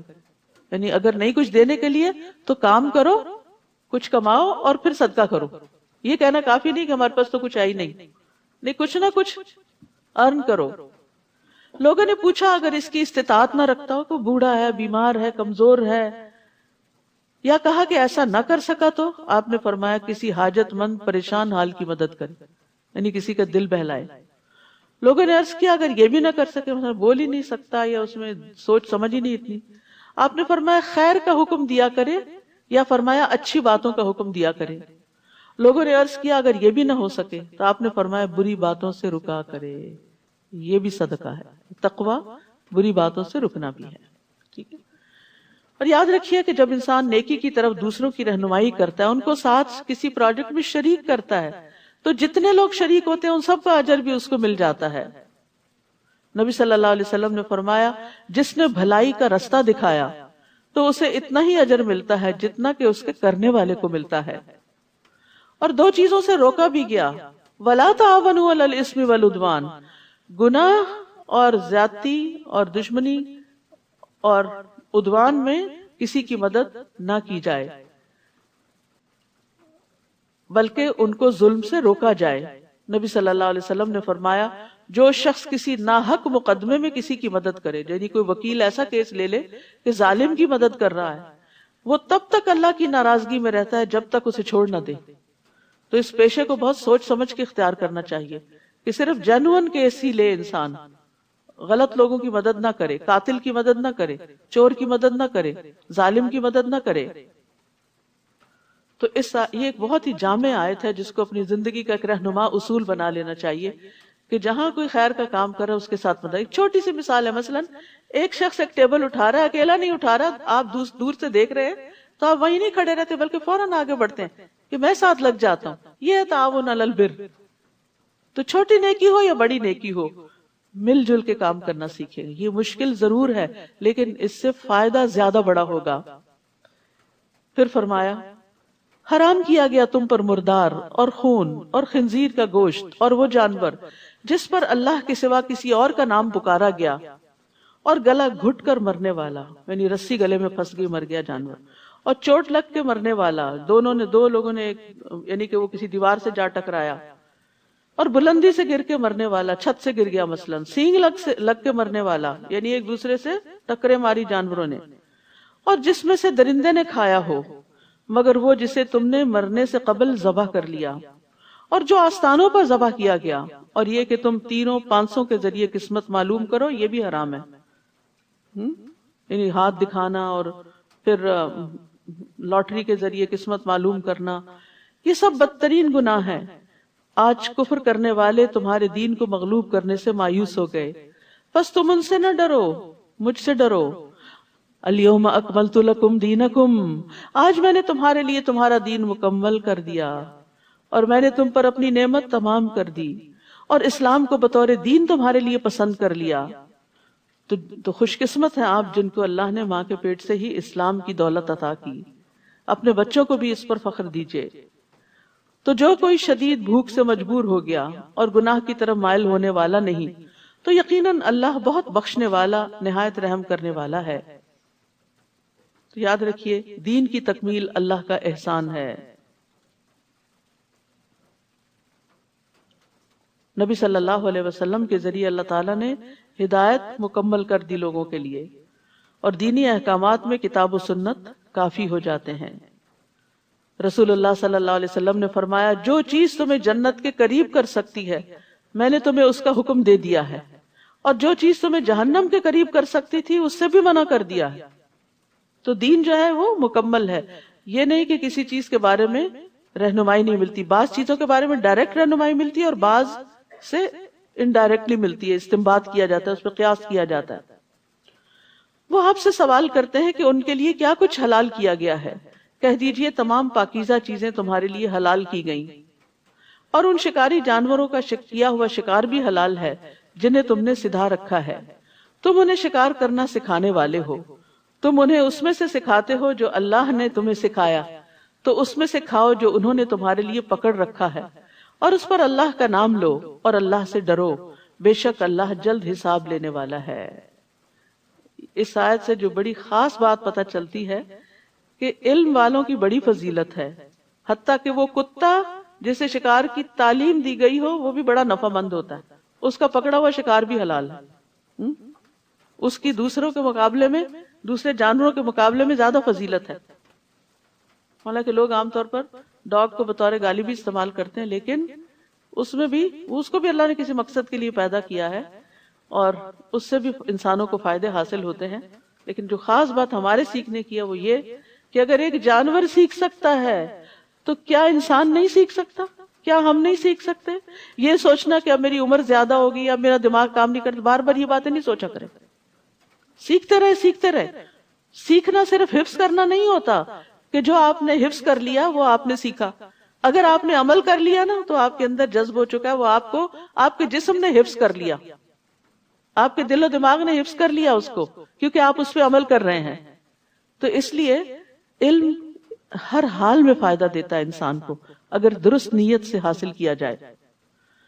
الیوم احل لکم الطیبات، آج کے دن تمہارے لیے تمام پاکیزہ چیزیں حلال کر دی گئی، اور جو لوگ کتاب دیے گئے ان کا کھانا بھی تمہارے لیے حلال ہے، یعنی یہود و نصارہ کا، اور تمہارا کھانا ان کے لیے حلال ہے. اور پاک دامن مومن عورتیں اور پاک دامن عورتیں ان کی جو تم سے پہلے کتاب دیے گئے تھے وہ بھی حلال ہیں، یعنی ان سے نکاح کیا جا سکتا ہے جب تم انہیں ان کے مہر دے دو. سبحان اللہ، مہر کی کتنی تاکید ہے. آزاد عورتوں کو مہر دے دو، غلام عورتوں کو مہر دے دو، اہل کتاب کی عورتوں سے نکاح کرو تو مہر دے دو. کسی بھی عورت سے نکاح کرو گے تو مہر دینا لازم ہے، بشرطے کہ نکاح میں لانے والے ہو، یعنی قید نکاح میں لانے والے ہو، نہ کہ بدکاری کرنے والے اور نہ چھپے دوست بنانے والے. یعنی یہ نہیں کہ ان کی خواتین کو صرف گرل فرینڈز بنا کر ان کو انجوائے کیا جائے اور اس کے بعد ان کو چھوڑ دیا جائے جب ان سے کوئی فائدہ حاصل نہ ہو یا عمر رسیدہ ہو جائے. نہیں، کسی بھی عورت کے لیے یہ چیز بہت تکلیف دہ اور نقصان دہ ہے کہ کوئی مرد اس سے فائدہ اٹھائے لیکن اس کے لیے قوام نہ بنے، اس کو پروٹیکشن نہ دے، اس کو نان نفقہ نہ دے، اس کی ضروریات کا خیال نہ رکھے. تو ہمارے دین نے جہاں شادی کی اجازت دی، حکم دیا، اس کو عبادت قرار دیا، وہاں فریق ثانی کے حقوق کو ادا کرنے کی بھی بڑی تلقین ہے، چاہے کوئی مسلمان عورت ہو یا اہل کتاب میں سے کوئی ہو یا لونڈی غلام ہو. رسول اللہ صلی اللہ علیہ وسلم نے فرمایا، مہر یا جس وعدے کے ساتھ عورت کی شرمگاہ کو حلال کیا جاتا ہے تو یہ اسی عورت کا حق ہے، اس کا باپ بھائی کوئی اور نہیں لے سکتا اس مال کو اس سے. اور عقد نکاح کے بعد جس چیز کے ساتھ عورت کے باپ بھائی یا وارث کی تکریم کی جائے وہ اسی کا ہوگا، یعنی اگر کسی کو کوئی تحفہ دیا جائے گا تو وہ اسی کا ہوگا. اور انسان کی جس کے بدلے میں سب سے زیادہ تکریم کی جانی چاہیے وہ اس کی بیٹی یا بہن ہے، یعنی بیٹی یا بہن کو جو اس نے بیاہ کے دیا ہے تو اس بنا پر اس شخص کی بھی عزت کرنی چاہیے، سسرال کی عزت کرنی چاہیے. اور آج کیا ہے کہ جس کی بہن یا بیٹی لے لیتے ہیں اسی کو ذلیل کر کے رکھ دیتے ہیں. یہ ہمارے ہاں معلوم نہیں کہاں سے یہ رسمیں آ گئی کہ سسرال کو ایک شجر ممنوعہ سمجھ لیا گیا اور دشمن ہی سمجھ لیا گیا، چاہے لڑکی کے لیے ہو یا لڑکے کے لیے، دونوں طرف سے کوتاہیاں ہیں. حالانکہ یہ بڑے داماد بھی بڑے پیار کا رشتہ ہے، بہو بھی بڑے پیار کا رشتہ ہے. تو ان رشتوں کی بنا پر ہمارا دین ہمیں کیا کہتا ہے کہ ایک دوسرے کی عزت کرو، ایک دوسرے کی تکریم کرو. اس نے تمہیں اپنے جگر گوشہ تمہیں دے دیا، اسے پیدا کیا تکلیف اٹھا کر، پالا تکلیف اٹھا کر، پڑھایا لکھایا، سنوارا، تربیت کی اور پھر تمہارے حوالے کر دیا تاکہ تم اس کی قدر کرو اور وہ تمہارے لیے صالح اولاد پیدا کرے، نہ کہ ایک دوسرے کو ستانے والے بن جاؤ، چھوٹی چھوٹی باتوں پر ایک دوسرے کی عزت اتارنے والے. یہ کسی مومن کی شان نہیں ہوتی، مومن تو درگزر کرنے والا ہوتا ہے. خادم کے بارے میں پوچھا گیا کہ کتنی دفعہ اس کی غلطی معاف کریں، فرمایا 70 دفعہ. تو اگر خادم کی 70 دفعہ معاف کرنے کا حکم ہے تو بیٹی یا بہو یا شوہر اور بیوی ایک دوسرے کی کتنی دفعہ معاف کریں. یہ زندگی معاف کر کر کے ہی چل سکتی ہے، ورنہ اگر آپ ایک دوسرے کی پک کرنے لگے غلطیاں تو پھر آپ آگے نہیں بڑھ سکتے. اے لوگو جو ایمان لائے ہو، جب تم نماز کے لیے کھڑے ہو تو اپنے چہروں اور اپنے ہاتھوں کو کوہنیوں تک دھو لو. تو اپنے چہروں اور اپنے ہاتھوں کو کوہنیوں تک دھو لو اور اپنے سروں کا مسح کر لو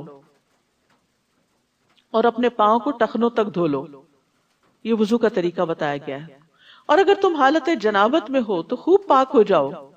اور اگر تم بیمار ہو یا کسی سفر پر ہو یا تم میں سے کوئی قضائے حاجت سے واپس آیا ہو یا تم نے عورتوں سے ملاپ کیا ہو، پھر پانی نہ پاؤ تو پاک مٹی سے تیمم کر لو، پھر اس سے اپنے چہروں اور اپنے ہاتھوں کا مسح کرو.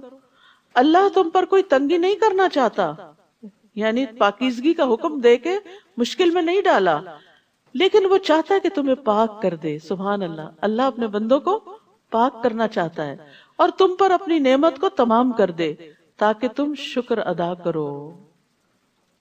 تو اللہ سبحانہ وتعالی کا مکمل انعام یہ ہے کہ اللہ وضو کے ذریعے گناہوں کو معاف کرتا ہے، اور اچھی طرح وضو کرنا نصف ایمان ہے.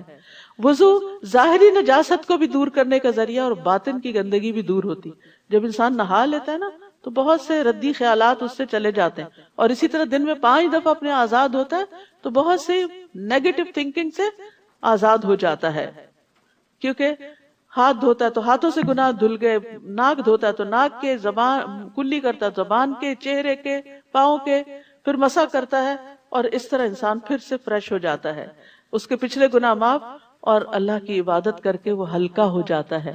تو پیاری بہنوں کو وضو اور نماز کے بڑے فائدے ہیں اگر ہم سمجھیں، اور اس کو اللہ نے اپنی نعمت کا تمام کرنا کہا ہے. قیامت کے دن بھی وضو کے اعضاء چمک رہے ہوں گے، اور نبی صلی اللہ علیہ وسلم اپنی امت کو ان اعضاء کے چمکنے کی وجہ سے پہچانیں گے. اور اللہ کی جو نعمت تم پر ہے اسے یاد کرو، اور اس کا وہ پختہ عہد بھی جو اس نے تم سے مضبوط باندھا. تم نے کہا کہ ہم نے سنا اور ہم نے اطاعت کی، اور اللہ سے ڈرو، بے شک اللہ سینوں کے بھید خوب جاننے والا ہے. یا ایھا الذین آمنوا، اے لوگو جو ایمان لائے ہو، اللہ کے لیے خوب حق پر قائم رہنے والے، انصاف کے ساتھ گواہی دینے والے بن جاؤ، اور کسی قوم کی دشمنی تمہیں اس بات پر آمادہ نہ کرے کہ تم عدل نہ کرو. عدل کرو، یہ تقوی سے زیادہ قریب ہے. انصاف. اور اللہ سے ڈرو، بے شک اللہ خوب خبر رکھنے والا ہے اس کی جو تم عمل کرتے ہو. رسول اللہ صلی اللہ علیہ وسلم نے فرمایا، بے شک عدل و انصاف کرنے والے اللہ کے ہاں نور کے ممبروں پر ہوں گے قیامت کے دن، جو رحمان کے دائیں طرف ہوں گے اور اس کے دونوں ہاتھ دائیں ہیں. یہ وہ لوگ ہوں گے جو اپنے فیصلوں میں، اپنے گھر والوں میں اور اپنے ماتحتوں یعنی سب آرڈینیٹس کے درمیان عدل کرتے ہیں، سب کے ساتھ انصاف کا معاملہ کرتے ہیں. وعد اللہ الذین آمنوا وعملوا الصالحات لہم مغفرۃ واجر عظیم. وہ لوگ جو ایمان لائے اور جنہوں نے نیک عمل کیے، اللہ نے ان سے مغفرت اور اجر عظیم کا وعدہ کر رکھا ہے. اور وہ لوگ جنہوں نے کفر کیا اور ہماری آیات کو جھٹلایا، یہی لوگ جہنم کے ساتھی ہیں. تو اللہ کی آیات کا انکار جو ہے وہ بہت بڑا جرم ہے. یا ایھا الذین آمنوا، اے لوگو جو ایمان لائے ہو، اللہ کی اس نعمت کو یاد کرو جو اس نے تم پر کی. جب ایک قوم نے ارادہ کیا تھا کہ وہ تمہاری طرف اپنے ہاتھ بڑھائے تو اس نے ان کے ہاتھ تم سے روک دیے. اور اللہ سے ڈرو، اور ایمان والوں کو اللہ پر توکل کرنا چاہیے. یہ بھی اللہ کا بڑا فضل ہوتا ہے کہ اللہ دشمن کی جنگ کو روک دے اور انسان کو آزمائش سے محفوظ کر لے. اور یقیناً اللہ نے بنو اسرائیل سے پختہ عہد لیا تھا، اور ہم نے ان میں 12 نگران مقرر کیے تھے. اور اللہ نے کہا، بے شک میں تمہارے ساتھ ہوں اگر تم نے نماز قائم کی اور زکوٰۃ ادا کی اور میرے رسولوں پر ایمان لائے اور ان کی مدد کی اور اللہ کو قرض حسنہ دیا، تو میں واقعی تم سے تمہاری برائیاں دور کر دوں گا، اور میں ضرور تمہیں ایسے باغوں میں داخل کروں گا جن کے نیچے نہریں بہتی ہیں. تو اس کے بعد تم میں سے جس نے کفر کیا تو یقیناً وہ سیدھے رستے سے بھٹک گیا. تو اس سے کیا پتہ چلتا ہے کہ نماز اور زکوٰۃ اور ایمان کے ساتھ ساتھ قرض حسنہ بھی دینا ہے. فَبِمَا نَقْضِهِمْ مِيثَاقَهُمْ، لیکن انہوں نے یہ عہد توڑ دیا، تو ان کے پختہ عہد کو توڑنے کی وجہ سے ہم نے ان پر لعنت کی. اسی لیے اس سورت کے شروع میں اہل ایمان کو کیا کہا گیا؟ عہد نہیں توڑنے. اور ہم نے ان کے دلوں کو سخت کر دیا. یاد رکھیے جب گناہ کرتا نا انسان تو دل پہ سیاہ دبا لگتا ہے، توبہ نہیں کرتا تو بڑھ جاتا ہے، حتیٰ کہ دل سخت ہو جاتا ہے. پھر بڑی سے بڑی نصیحت بھی اثر نہیں کرتی، وہ الفاظ کو ان کی اصل جگہوں سے تبدیل کر دیتے ہیں، اتنے بڑے بڑے دھوکے کرتے ہیں. اور جو نصیحت وہ کیے گئے تھے اس کا ایک بڑا حصہ وہ بھول گئے، اور آپ ہمیشہ ان کی طرف سے کسی نہ کسی خیانت پر اطلاع پاتے رہتے ہیں، سوائے ان میں سے چند لوگوں کے. پس آپ انہیں معاف کر دیں اور درگزر کریں، بے شک اللہ احسان کرنے والوں سے محبت کرتا ہے. آپ دیکھیے کہ یہاں خیانت کرنے والوں سے کیا رویہ اختیار کریں. جب پتا چل جائے کہ کسی نے دھوکہ دیا ہے تو سمجھ تو جائیں، آئندہ محتاط رہیں، لیکن اس کو اگنور کر دیں، پیچھے نہ پڑیں. کیونکہ کیا ہوگا، اس سے وہ معاملہ اور خراب ہوگا. وہ جھوٹ بول دے گا، وہ جھوٹی قسم کھا لے گا، میں نے یہ نہیں کیا. پھر آپ کیا کریں گے؟ تو آپ کے پاس تو کوئی دلیل یا گواہی نہیں ہوگی. تو بہتر یہی ہے کہ پھر انسان ایسی صورت میں درگزر کرے. اب کیونکہ ایسی بہت سی باتوں، اس نے دھوکہ دیا، اس نے مجھ سے جھوٹ بولا، اس نے میرے ساتھ زیادتی کی، اس نے فلاں، 10 لوگوں کے خلاف دل میں ہر وقت کچھ نہ کچھ چلتا رہتا ہے. تو یہ دماغ ایک ہی ہے نا، پھر اپنے کام پہ فوکس کب ہوگا؟ نیکی کے کام کا کب سوچیں گے جب ہر وقت نیگیٹو تھنکنگ ہی اندر بھری ہوئی ہے؟ تو کیا کرنا چاہیے؟ جب کوئی ایسی چیز آئے اٹھا پھینکے، جھاڑے اپنے آپ کو، اپنا سفر جاری رکھے، آف لوڈ کرے اپنے آپ کو ایسی ساری غلط چیزوں سے. اور یہاں پہ ان اللہ یحب المحسنین، اللہ محسنین سے محبت رکھتا ہے. اور اس آیت میں ایک بات یہ بھی پتہ چلتی ہے کہ نسو حظا مما ذکروا بہ، کیونکہ ان کی نافرمانیوں کی وجہ سے وہ نصیحت کا ایک حصہ بھول گئے تھے. ابن مسعود کہتے ہیں کہ کبھی انسان علم کا ایک حصہ نافرمانی کی وجہ سے بھول جاتا ہے، گناہوں کی وجہ سے بھول جاتا ہے. پھر انہوں نے یہی آیت تلاوت کی. اور ان لوگوں میں سے جنہوں نے کہا کہ ہم نصرانی ہیں، ہم نے ان سے پختہ عہد لیا، تو جو نصیحت وہ کیے گئے تھے اس کا ایک بڑا حصہ وہ بھول گئے، تو ہم نے قیامت کے دن تک ان کے درمیان عداوت اور بغض ڈال دیا، اور اللہ ضرور انہیں اس کی خبر دے گا جو وہ کیا کرتے تھے. اے اہل کتاب، یقیناً تمہارے پاس ہمارا رسول آ چکا ہے، یعنی محمد صلی اللہ علیہ وسلم، جو تمہارے لیے بہت سی ان چیزوں کو واضح کرتا ہے جو تم کتاب میں سے چھپاتے تھے. آپ کے آنے کے مقاصد ایک یہ بھی تھے کہ دین کی جو تعلیمات ضائع کر دی گئی ہیں ان کو دوبارہ نئے سرے سے لوگوں کے سامنے لایا جائے. اور وہ بہت سی باتوں سے درگزر کرتا ہے. آج کا تو سارا سپارہ ہی درگزر کے بارے میں ہے، یعنی اس کی ہائی لائٹ جو ہے وہ درگزر ہے کہ دوسروں کو معاف کر دیا جائے. یعنی بڑے بڑے قصور، خیانت اور دھوکہ، اور جو کتاب میں سے انہوں نے چھپایا اس میں سے بھی.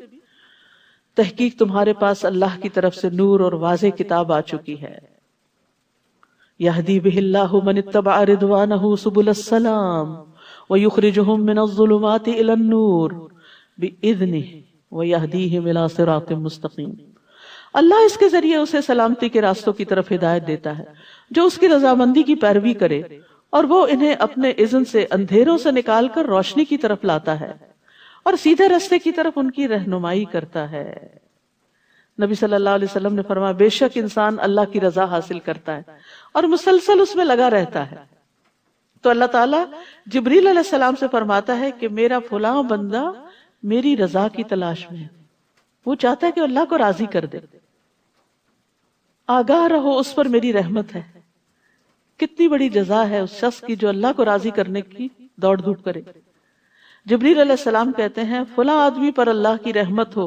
حاملین عرش بھی یہی کہتے ہیں اور ان کے آس پاس کے فرشتے بھی یہی کہنے لگتے ہیں، حتیٰ کہ 7 آسمانوں والے بھی یہی کہنے لگتے ہیں. پھر یہ بات زمین پر اتار دی جاتی کہ فلاں پر اللہ رحم کرے. اسی لیے آپ دیکھیں جن لوگوں نے انسانیت کی بھلائی کے بڑے بڑے کام کیے، مرنے کے بعد بھی ان کے ناموں کے ساتھ کیا لگتا ہے؟ رحمت اللہ علیہ. کس نے ان کے دل میں ڈالا کہ ان کے نام کے ساتھ رحمت اللہ علیہ؟ اور اگر عربی میں نہیں تو لوگ عام طور پر جو نیک کام کرنے والے ہوتے ہیں، اللہ اس پہ رحم کرے، اللہ اس سے راضی ہو، اس نے میرے لیے یہ اور یہ کیا، اس نے فلاں اچھا کام کیا. ایک دفعہ زندگی ملی ہے نا، تھوڑی تکلیف اٹھا کے اچھے اچھے کاموں میں اپنے آپ کو لگائیں تاکہ دنیا میں بھی خیر ہو اور آخرت میں بھی خیر ہو. ورنہ صرف نفس کے پیچھے چل کے اور اپنے غیظ غضب اور اپنی منفی عادتوں کو آگے کر کے اور اس کو ہر وقت جسٹیفائی کر کے اپنے آپ کو ضائع کرنا ہے، اور یہ وقت بھی اور عمر اور مال ہر چیز گنوا کے جانے والی بات.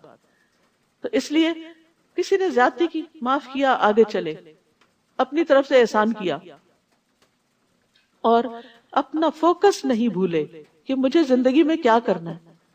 اپنے پیشن دیکھیں کہ کیا ہے آپ کا، کوئی اچھا کام کرنے کا یا بس اسی قسم کی جھگڑوں میں پڑے رہنے کا.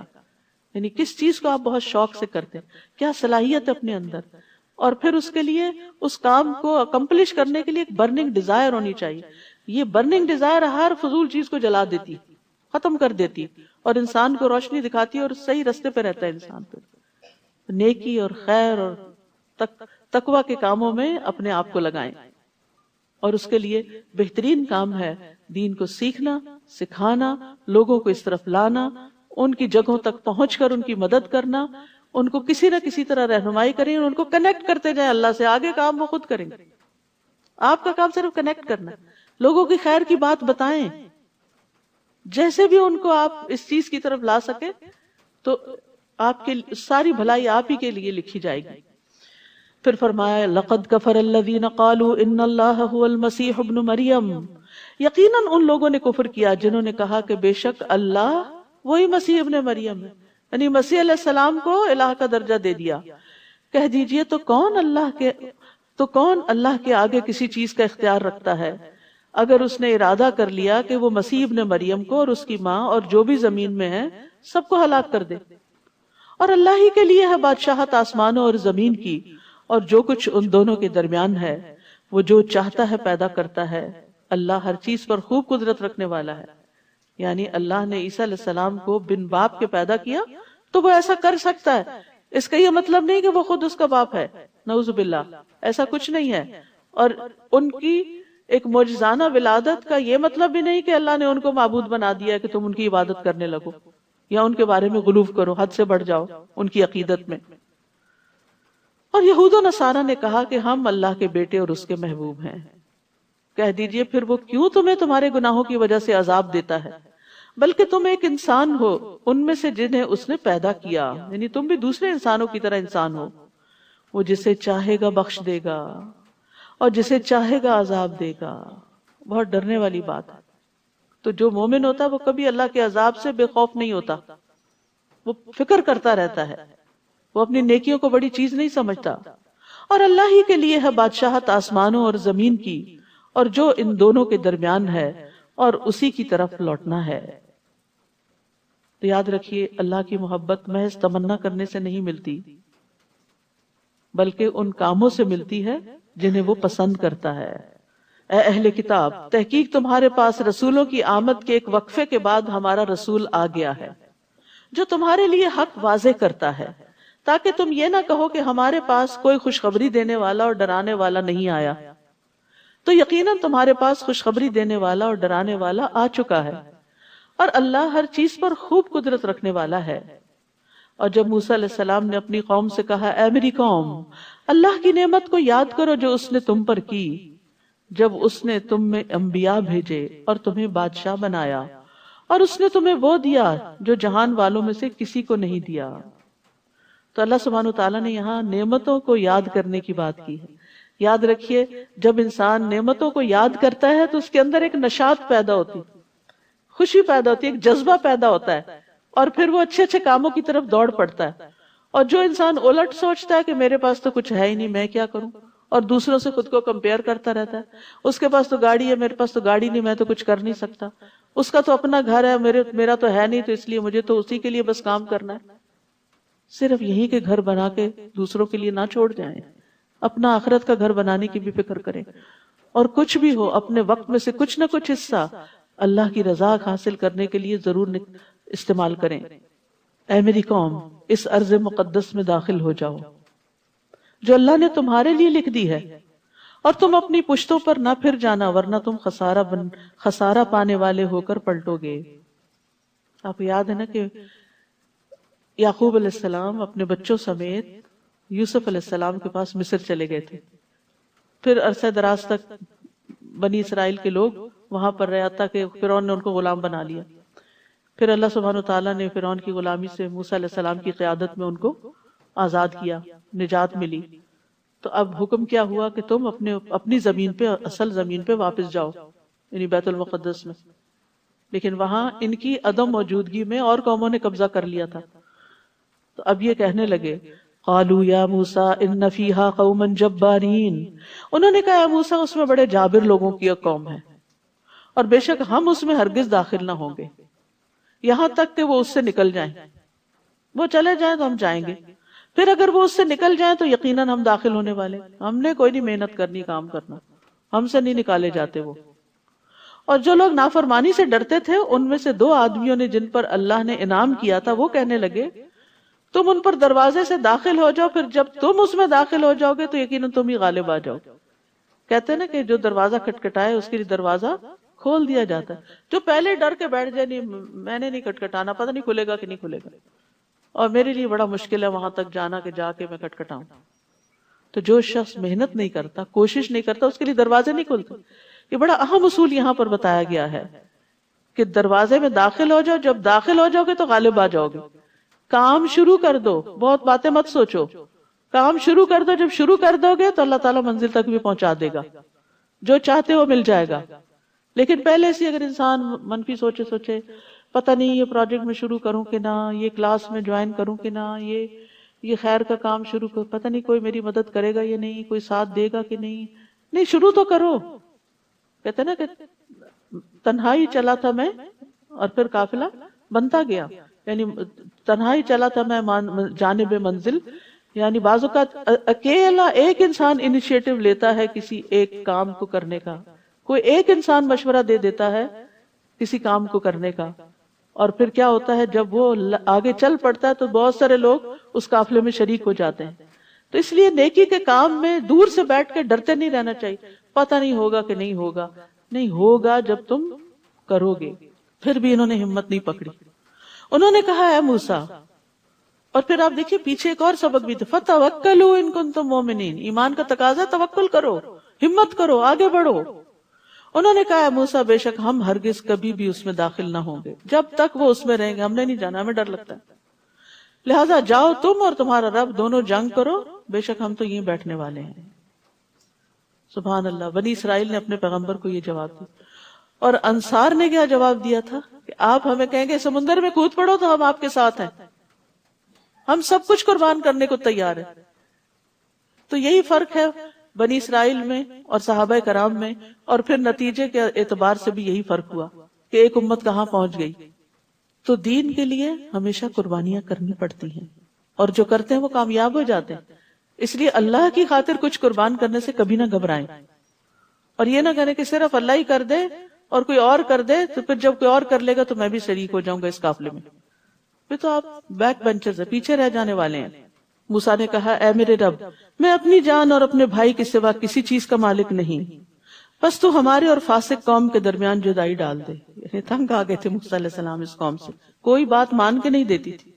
اس سے صبر سیکھیے کہ کس طرح بار بار احکامات کو جھٹلانا، ٹال مٹول کرنا، مذاق میں اس کو اڑا دینا. اللہ نے کہا بے شک وہ زمین ان پر 40 سال تک حرام کر دی گئی ہے، وہ زمین میں بھٹکتے پھریں گے، بس تم فاسق قوم پر افسوس مت کرو. تو گناہ کی وجہ سے نعمتوں کا زوال ہو جایا کرتا ہے. جب انسان خیر کے کام میں آگے نہیں بڑھتا تو محروم رہ جاتا ہے. وَاتْلُ عَلَيْهِمْ نَبَأَ ابْنَيْ آدَمَ بِالْحَقِّ، اور آپ انہیں آدم کے 2 بیٹوں کی خبر ٹھیک ٹھیک پڑھ سنائیں. جب ان دونوں نے قربانی کی تو ان میں سے ایک سے قربانی قبول کر لی گئی اور دوسرے سے قبول نہ کی گئی. اس نے کہا میں ضرور تجھے قتل کر دوں گا. جیلس ہو گیا کہ تمہاری قربانی قبول ہوگی، میری کیوں نہیں ہوئی. پہلے نے کہا اللہ تو صرف تقوی والوں سے ہی قبول کرتا ہے. نیک کام کس کے قبول ہوتے ہیں؟ جس کے دل میں خدا ترسی ہوتی ہے، تقوی ہوتا ہے. تقوی عمل میں بھی ہوتا ہے اور تقوی ارادوں میں بھی ہوتا ہے. تو اعمال میں تقوی اللہ کی رحمت ہوتی ہے. اگر تو نے مجھے قتل کرنے کے لیے میری طرف اپنا ہاتھ بڑھایا تو میں تمہیں قتل کرنے کے لیے تمہاری طرف اپنا ہاتھ نہیں بڑھاؤں گا، کیونکہ میں اللہ سے ڈرتا ہوں، میں زیادتی نہیں کروں گا جو رب ہے تمام جہانوں کا.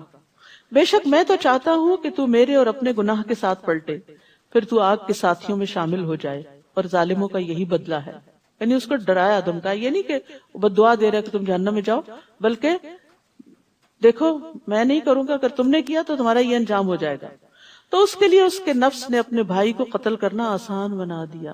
استغفر اللہ. بعض اوقات بڑے بڑے گناہ اور بڑے بڑے جرائم انسان نفس کی تعویلوں سے اپنے لیے حلال کر لیتا ہے کہ یہ ٹھیک ہے، حالانکہ وہ صریح واضح حرام ہوتا ہے.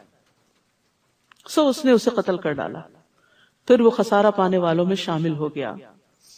بعد ازاں اللہ نے ایک کوا بھیجا جو زمین کھودنے لگا. تاکہ وہ اسے دکھائے کہ وہ اپنے بھائی کی لاش کیسے چھپائے۔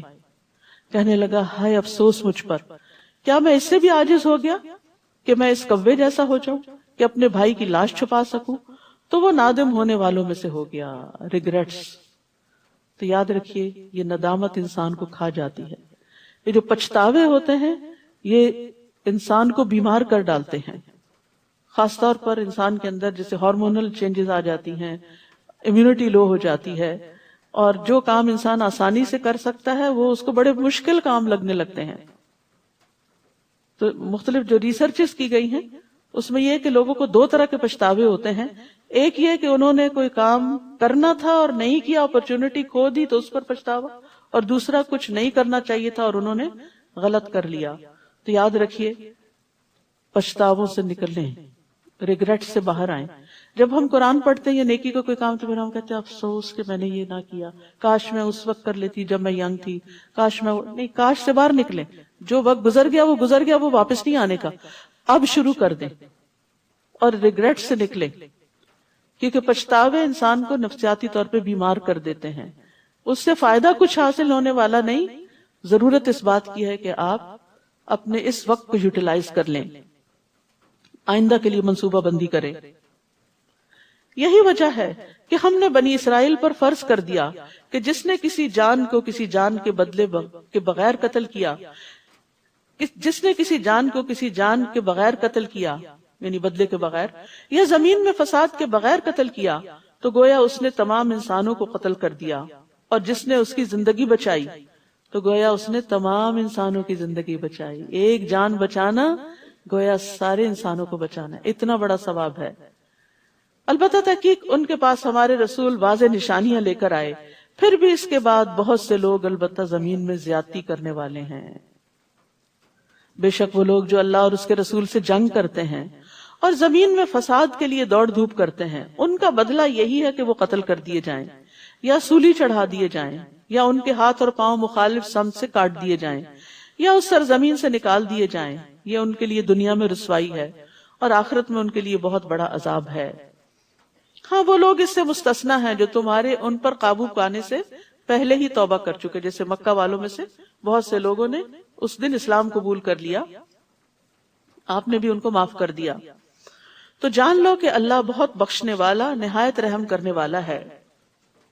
اے لوگو جو ایمان لائے ہو، اللہ سے ڈرو اور اس کی طرف قرب کا وسیلہ تلاش کرو اور اس کی راہ میں جہاد کرو تاکہ تم فلاح پا جاؤ، یعنی اللہ کے قریب ہونے کے بہانے تلاش کرو، ذریعے تلاش کرو۔ وہ کیا ہے؟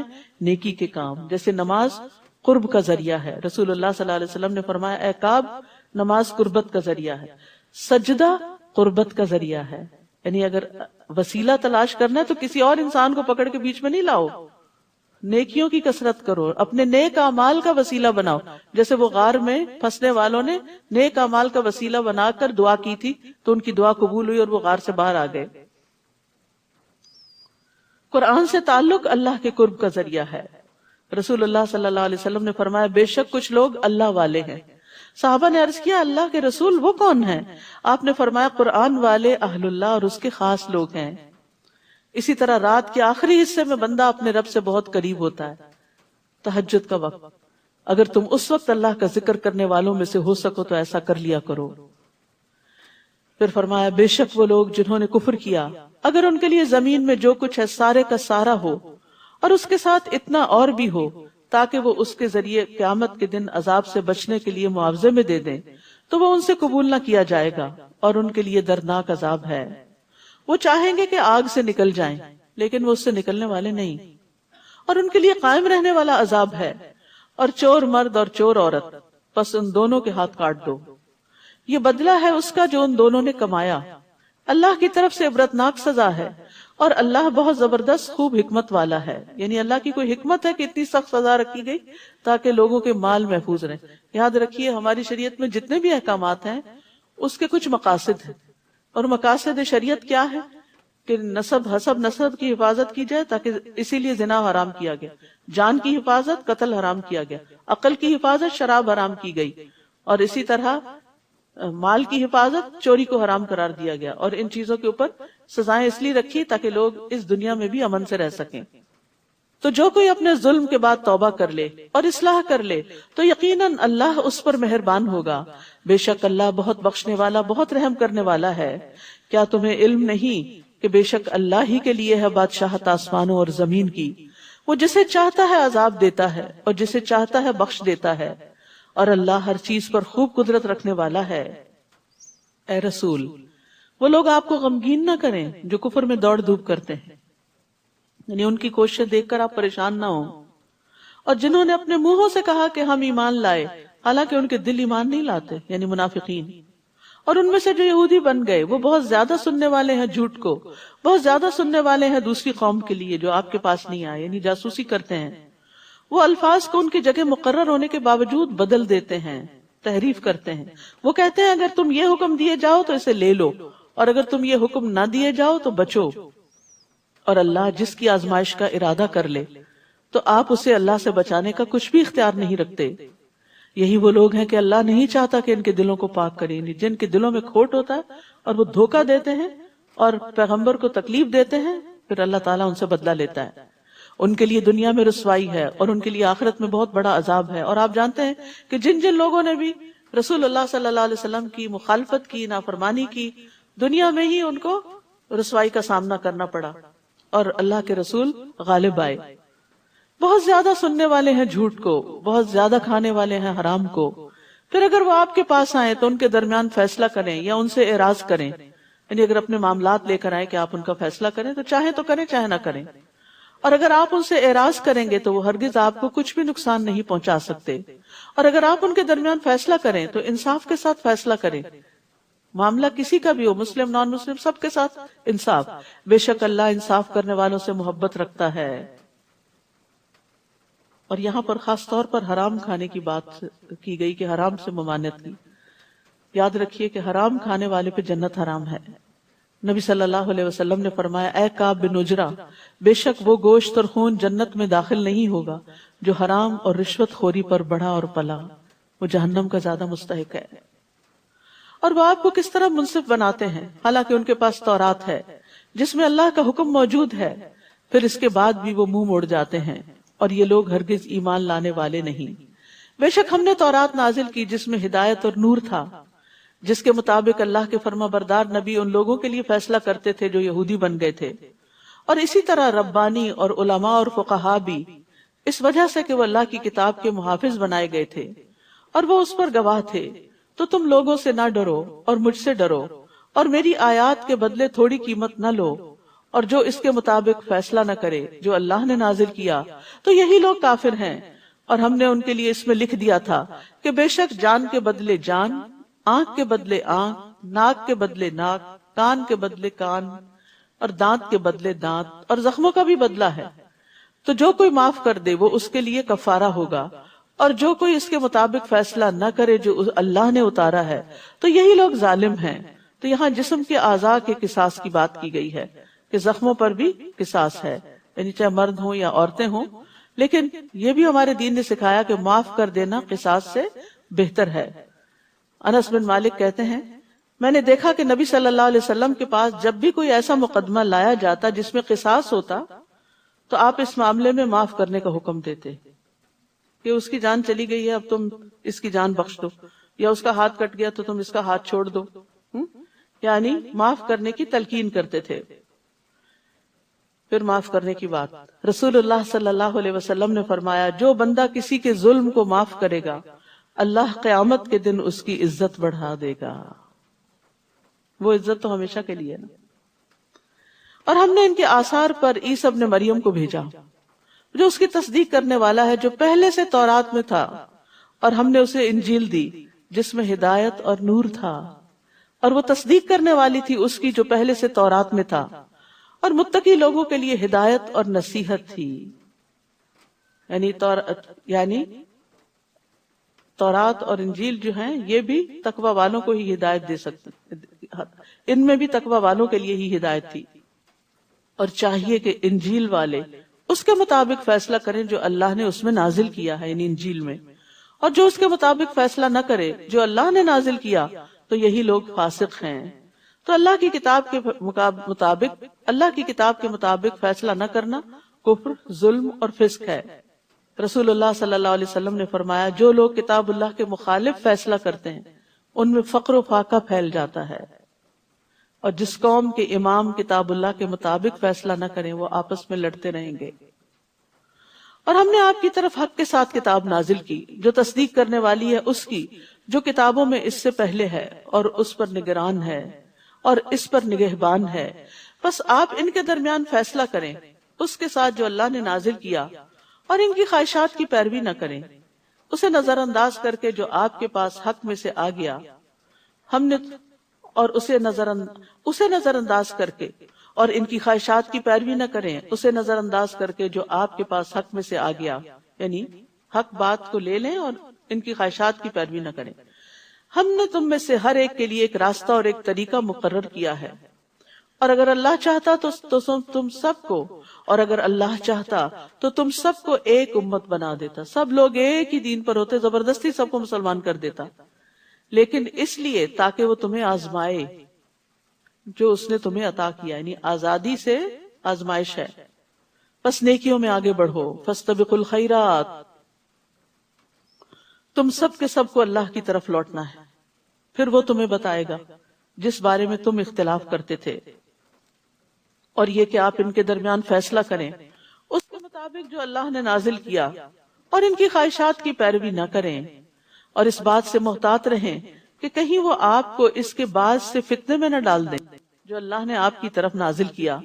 پھر اگر وہ منہ موڑ جائیں تو جان لیں کہ بے شک اللہ چاہتا ہے کہ ان کے بعض گناہوں کی وجہ سے انہیں مصیبت میں ڈالے، گناہوں کی وجہ سے مصیبت میں ڈالے، ان یصیبہم ببعض ذنوبہم۔ تو اس سے کیا پتہ چلتا ہے کہ گناہ مصیبت میں ڈالنے کا باعث بنتے ہیں، اور بے شک لوگوں میں سے بہت سے البتہ فاسق ہیں، اکثریت نافرمان لوگ ہیں۔ یہ اللہ کا شکوہ ہے بندوں سے، اتنی نعمتیں اللہ نے بندوں کو دی ہیں لیکن بندے اللہ کی فرما برداری پہ راضی نہیں ہوتے۔ افحکم الجاہلیت یبغون، کیا پھر وہ جاہلیت کا فیصلہ چاہتے ہیں؟ اور کون زیادہ اچھا ہے اللہ سے بڑھ کر فیصلہ کرنے میں ان لوگوں کے لیے جو یقین رکھتے ہوں۔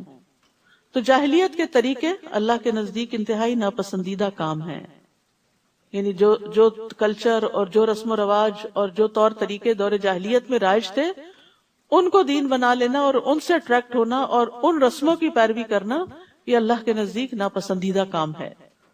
اے لوگو جو ایمان لائے ہو، یہود و نصارہ کو اولیاء مت بناؤ، ان میں سے بعض کے اولیاء ہیں، اور جو کوئی تم میں سے ان کو اولیاء بنائے گا تو یقیناً وہ انہی میں سے ہے، بے شک اللہ ظالم قوم کو ہدایت نہیں دیتا۔ یعنی عام معاملات میں تو تعلق رکھنے کی ممانعت نہیں ہے، حتیٰ کہ ان کی عورتوں سے شادی کی بھی اجازت ہے، اس کا مطلب ہے لین دین معاملات ہوں گے، لیکن ایسے دلی دوست کہ جس میں انسان راز دینا شروع کر دیتا ہے جس کی وجہ سے خود مسلمانوں کو نقصان پہنچ سکتا ہے، تو اس سے منع کیا گیا ہے۔ پھر آپ دیکھیں گے ان لوگوں کو جن کے دلوں میں بیماری ہے وہ ان میں دوڑ دھوپ کرتے ہیں، یعنی مدینہ میں جو منافقین تھے وہ مسلمانوں سے زیادہ اہل کتاب کے قریب تھے۔ وہ کہتے ہیں ہم ڈرتے ہیں کہ ہمیں کوئی گردش نہ پہنچے، اس لیے ہم ان سے بنا کے رکھتے ہیں، تو اس لیے دوستی کی ہوئی ہے۔ تو امید ہے کہ اللہ جلد ہی فتح لے آئے یا اپنی طرف سے کوئی حکم، تو وہ اس پر جو انہوں نے اپنے دلوں میں چھپایا نادم ہو جائیں۔ اور وہ لوگ جو ایمان لائے کہتے ہیں کیا یہی ہے وہ لوگ جنہوں نے اللہ کے نام کی اپنی پکی قسمیں کھائیں کہ بے شک وہ ضرور تمہارے ساتھ ہیں، ان کے اعمال ضائع ہو گئے تو وہ خسارہ پانے والے ہو گئے۔ یا ایھا الذین آمنوا من یرتد منکم عن دینہ فسوف یأتی اللہ بقوم یحبهم ویحبونہ۔ اے لوگو جو ایمان لائے ہو، تم میں سے جو کوئی اپنے دین سے پھر جائے گا، یعنی محمد صلی اللہ علیہ وسلم کا ساتھ چھوڑ جائے گا، تو ان قریب اللہ ان کی جگہ ایسے لوگ لے آئے گا جن سے وہ محبت کرے گا جو اس سے محبت کریں گے، یعنی اللہ تعالیٰ ان سے محبت کرے گا اور وہ اللہ تعالیٰ سے محبت کریں گے۔